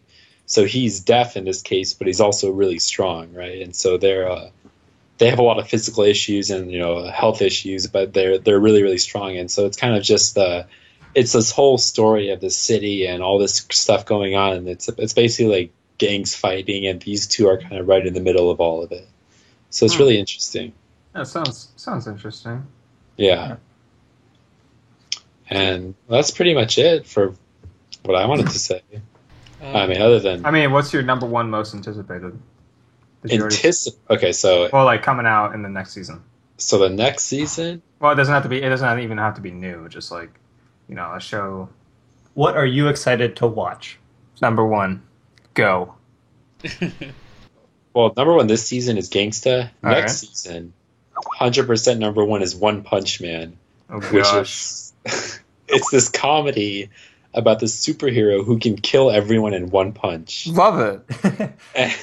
But what makes it funny is he's really cynical, and he kind of doesn't care, and he's bored of being a superhero because he just beats everyone so easily. Yeah, right? I feel like I've heard this before, where it's just like, like they have this crazy OP power, but they're so sensitive. They're not like insensitive to it, like the impact that they make.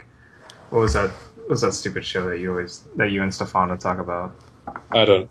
Oh, with the accelerator. Yeah. No, but it's not like that because this is meant to be a comedy. Sure. That's a serious show, but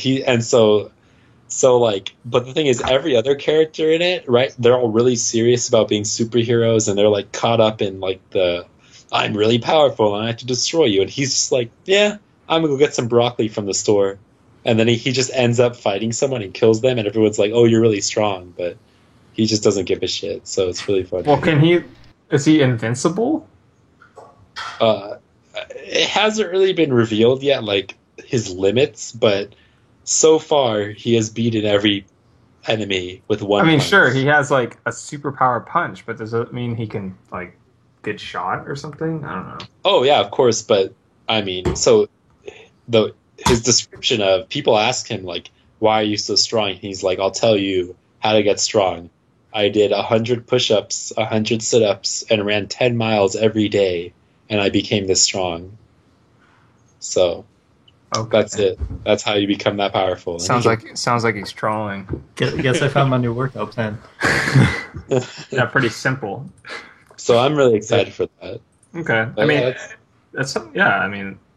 That Gangster sounds pretty interesting too. I think you would enjoy it because it's more of a show than an anime, I would say. Okay. Speaking of shows, if you want to shift gears a little bit, we could just talk about shows, just in general. Doesn't like I don't know, like TV shows, Netflix shows, and HBO shows, or whatever. Just Game of Thrones, dude. Let's hold on. Hold on. All right, but let me talk about Daredevil. Okay. Because we mentioned Marvel earlier, and Jason, have you watched Daredevil yet? Yep. All right, yeah, you finished it. Did you? Yeah, I finished it. You did finish it, great, and Andrew finished it. My dad even. So this is like the first thing we've talked about that we've all seen. That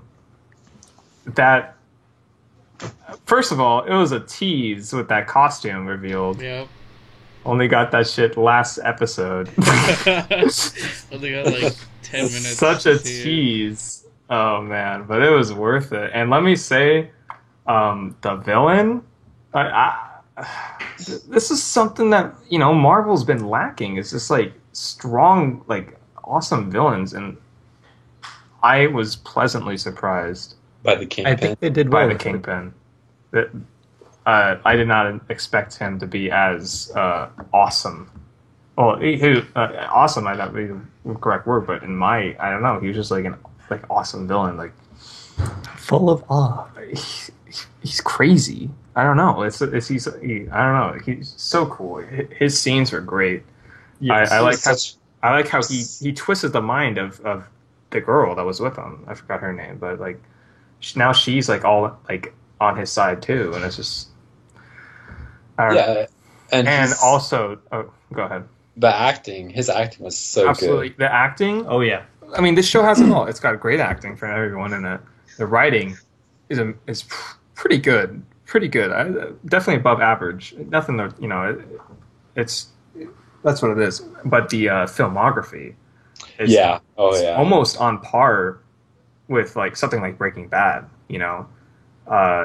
It's the one scene I'm referencing in particular was like maybe the second or third episode when it was maybe the first. It was a super long fight scene, all one In the take hallway. in the Yes. hallway, and it I was loved only that. in the hallway. That was He so was good. fighting people in other rooms, but all you saw was the hallway, and just like how it went from bare to full of just knocked out bodies, and like he goes into the room and rescues the person, and it's still all one shot, and I think that was the first episode, and that sold it. That hooked me That right sold the there, yeah. show for me. Like, this is just on another level. Like, this is coming from watching Arrow and like The Flash. Like, that was something DC had over Marvel, but now it's like Holy crap! it's like what? Like what? And now now they have Iron Fist is teased in I'm excited Daredevil. for that. Iron Fist, and Punisher is officially announced. Ooh. So As a show. he's coming in for the second season, Oh, and okay. a spin-off is confirmed. Awesome. So, step your game up, DC. DC. The Flash is still pretty good. I actually haven't finished it, but But the Arrow is kind of falling flat. Arrow now, falling right? flat. He's still good. I still think Arrow's a good character. They set him up pretty well. Whereas the Flash, they need to work on. In terms of the character development, they need to work on the Flash a little bit more. But overall, show Flash is a little better than Arrow, at least this season. I like how they kind of had. But back to Daredevil, just perfect. Speaking of that scene, I feel like it was maybe referential to there's this movie called Old Boy, it's a Korean film, and there's this hallway scene where the camera is just panning in one take as this guy is fighting against all these guys to get out of where he is, and it's one of the most famous scenes ever, and it's really similar to that. So, I mean, yeah, maybe That was a very good scene. it's just a great scene. I mean, we're talking about this one scene, but the whole show is great. Especially when you first see how demented Kingpin is when he's smashing the door onto that guy's head. Dude. oh yeah, That I cringed a little bit. I 'cause did it was not like, expect that. It felt so real, and it was just like out of nowhere. I mean, Jason, you have anything to add here? Oh god. Jason, everybody. I love it.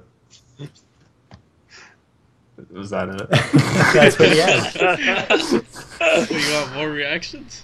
I mean, any scene in particular you like, or any, you can say anything about the From the characters, show? or Not really. I just really liked the suit at the end. I just hated it. They kind of teased it. I mean, even the scene where he has where the henchman guy, he has the gun and he puts it on the table, and then she gets the gun or whatever, and he's like he tries to pull the mind trick, and I was like sold on the mind trick that he was gonna live. No, and then they he dies, and That was. it was such a in the weirdest way that was a twist, and it was good. Like, that being said, I think that the female protagonist is one of the weaker characters, in my opinion, just maybe acting wise. yeah. But still pretty good. What about Foggy? I'm loving him. Like, Yeah. The best. He's the best. Love that dude. I mean, I'm excited for more. I'm sad I have to wait. Yes. What's up, Jason? Not talking about shows that are like Marvel and like Breaking Bad, all this famous stuff. Do you guys have any shows that you like that aren't famous? Kind of like, let's say, That aren't famous. Let's say like The Messengers. That aren't super mainstream. I get you. Mainstream. I mean, third rock from the sun? That's hard for me because I feel like shows in particular, they only keep going because they're popular and good. You Kind know? of, yeah. And it's hard to say, oh, Firefly, a show that's been done for years. I still have yet to see that. It's I need still to. super popular. It's like a cult classic, you know? Like, Yeah, probably. I mean, I film that time with watching anime, so it's hard for me to say anything on shows that are. yeah, I mean, I didn't even start watching Breaking Bad until it was in its like third season. I didn't watch Game of Thrones until it was in its like third season, something like that. But I guess I don't know. You can't even say Daredevil because it's now like one of the most watched shows. It is the most watched Netflix exclusive, at least on Netflix. But that would probably be the most niche show that I like, I guess, if that makes sense. Even though it isn't. I mean, I guess a lot of people still haven't watched House of Cards. I think that's a good show. I still have to watch the third season. I like it. I feel like the recent season takes a dip downward, but it's still pretty good. I don't know. I kind of still want to just talk about like regular TV shows. I mean, we can talk about Game of Thrones. I know that Jason doesn't even want to watch it. Thomas hasn't watched. I haven't watched the recent seasons. One. Yeah, he's I don't seen know season why, one. But, yeah. But good. there is news that they are going to keep going after season 7, and there's at least one more season 8 that is confirmed. Even without the books? Well, they're gonna get rid of the direct correlation that season 1 matches book 1 and season 2. So because of how season 5 went, it was very, very, very squeezed. You know, like they didn't get to nearly anything, and ever since season 3, they dropped Greyjoys, and they haven't mentioned Martells, and the Riverlands have been just referenced or whatever. Right. So now they're going to expand it at least one more season, and there's rumors of a prequel season for Robert's Rebellion or something like that. Okay. Just interesting. But are they going to wait for more of the books to be written, and then they're going to kind of like base it off that, or what? Well, yeah, they're filming already. Are the books still in production? Yeah, and yes, and Martin is helping the directors of the show because obviously there's no official material out right now to continue the seasons. So was this the last season that's been written in a book? Yes. So okay. Right. So basically, everyone's on the same page.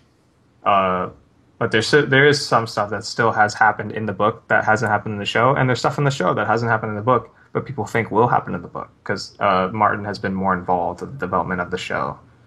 So it's going to take some interesting turns, but right here is it's going to be the ultimate test, I guess, for the development of both the book, how the story is going to go, the show. Are you planning to finish reading all the books by the time the next season comes out, Blake? I mean, I've already been slowing down on reading, so just because I've been really busy. But yeah, I still do want to read because apparently, like, there's a lot of stuff that happens in the most recent book and all the books that just hasn't happened in the shows. Obviously, just because you can't fit 10 hours of material of a book that's at least 30 hours to read. You know. Yeah. Personally, I just want to. I want to at least read the first book before I continue watching the show, just because I really enjoy reading books. I mean, yeah, book 1 and season 1 are the most accurate correlation. Like, they're almost everything that happens in the book happens in the show. Almost everything. Yeah. So, just some things are dragged on for a long time in the book. Yeah. Naturally. I mean, we don't have to talk about Game of Thrones. But we can talk about... Crap, what was the show? I mean, I guess... Well, Game of Thrones is a show that I watch. And then House of Cards... Is there any other major shows, I guess? Thomas? I don't watch... That I watch? TV. I mean, I don't watch Walking Dead. I kind of want to get back into it. Jason? Jason, you got any shows? Um, not not mainstream ones. Oh yeah, well you brought up the whole underground shows. What's your underground show that you like? Um, top one or just like top three? What? Whatever. Whatever you want. Whatever. I think my favorite one right now would have to be The Strain. Okay. Is that even on Netflix? No. It started like last year. Or something. Oh, like cable TV. Yeah. Oh, okay. Yeah, I don't even. I don't get like cable in my apartment. I don't pay for it, so I just watch Netflix and like HBO, and those are the shows I watch. So I guess that's kind of why I'm not caught up on like or have shows that I watch or stuff like that. You know, I saw a preview for The Strain, and I want to watch it. Hmm. It seems interesting to me. Yeah. Yeah, it does look interesting. I haven't even heard of it, so yeah, maybe it is something I should check out. Okay, well, I'm All right. feeling like this is going to come to an end. So. Yeah, I just want to bring up something else. We talked about games, but there was actually a game that I didn't mention that is something that I'm really excited for, and I've talked about with you guys. Total War, I Warhammer. forgot about those. Oh yeah. Did you guys see the most recent? I don't think I linked it to you guys, I don't think you but did. they released gameplay, and all I'm gonna say is that how Total War has been struggling recently to be a historically like a historical representation, like with simulated battles and stuff like that. And now it's dipping into fantasy. I feel like this game is going to really start thriving, and I think Warhammer will be the turning point for like just mass popularity. I'm excited for that game. I mean, you guys don't have to talk about it. I just wanted to bring it up and say that's in contention for maybe my top five, my personal top five. So, other than that, I feel like this could be a natural stopping point. We've gone on for like 3 hours. Yeah. Almost Almost 3.5. Okay. Solid. Yeah. Any closing thoughts about anything we've talked about? Man, I mean, so much excitement. Yeah. A lot of good games, a lot of good shows. We need a lot of good movies. I think if we do the next one, we definitely need to take a detailed look at the rest of Game of Thrones. Right, and that could be like if we do a detailed look at every single house, that could take its own 3 hour, 4 hour show, you know. So Yeah. I mean, if that's something you guys want to do, let me know. Other than that, we need to think of more topics because this was kind of like the pop culture of what's going on right now, right? Sure. But now it's but kind of like at the what yeah, else are we yeah. going to talk about from now on, right? Yeah, I understand. Yeah, I can get that, but there's At the always same going to time- be stuff to be excited for. There's always going to be stuff to talk about. There's always but going to be more information released. Right. Basically, what we need to do is coordinate material that we all consume. Basically, so let's say if Fallout 4, like when Fallout 4 comes out, we should all at least play a little bit of it so we can talk about it. You know what I'm saying? Or we all should watch a show like first 3 episodes, or we all should watch this movie so we can talk about it next time, or something like that. That's how I I, mean, feel about the Game of Thrones card game. I think that we should just wait till the game comes out so we have more information I about think, it. I mean, if we want to do this show like on a weekly basis, each week we can just spend an hour talking about a house and just looking at the cards, something like that. That's a good idea. Yeah, that's Or we can each week we have a movie we could talk about. That's something easy. Yeah. That's something easy, like to watch a movie. Or like we could each pick one thing for us to watch or look into, and then we could all be able to talk about the next week. Yeah, and then there's always news, like some stuff we talk about. We didn't even talk about League of Legends at all this episode, and that's something we all play. So there's definitely more stuff to talk about. Yeah. But I think this went really well. I mean, I think we had a good. Blake and I definitely bounced off each other a lot, and I think you were a really good host. Blake, you kept us on track, and I think I did a good job reminding you, like, oh, make sure to mention this, or keep on time. I think Thomas and Jason were definitely there to add in their input a lot. So I'm just happy that I actually had stuff to put in because this, like everything we talked about, is pretty much new to me. Like I am new to this. But I wouldn't have stuff. invited you if you weren't interested in it, and you have expressed interest in Game of I'm Thrones show. 100% interested. I mean the card game and the show, and movies and games. Like yeah, you weren't even a hardcore fan about any of those things, but now I think you came back with, you leave this with definitely some more anxiety for stuff like that, you know? Oh yeah, Yeah, 100%. excitement. Yeah, I felt the And, you same know, as Tommy. Like, I knew half of the things you guys said. But we're I talking. mean, yeah, Jason in particular, I guess he just doesn't really, yeah, he doesn't really know how the game would play for Game of Thrones, I guess, so he didn't really have that much input on it. But, Like the Yeah. only background I have is I watched. hopefully Him the play game, Magic I want and the Star game Wars. to come out soon. There's still no release date on it. But anyway, that's the show for today. I don't know when we'll do another one. I mean, these next 2 weeks are super busy for me, so if anyone other than like closest friends are watching, then you know, if you want to watch more, then you probably know what to do. If Jason streams it, I'll probably upload this to my channel. We should link it on Facebook as well and spread out a little bit. You know. Yeah, if that's something we want to do, we could talk about it. Maybe next week we can get a better setup. But other than that, I guess I hosted the show. Andrew kind of co-hosted it. Jason felt like a guest, and Thomas was a guest. But hopefully we can have him back because he's a good Yeah. guest. Yeah. Hey, well, I enjoyed it. all right. I want to do this more. On that note, Let's play some League. Oh my gosh. that's the end of the show. Thanks. Goodbye. Bye. See ya. All right, I'm done recording. All right. I liked it. From the beginning, it will be uploaded to my YouTube. My YouTube is in the description below. Follow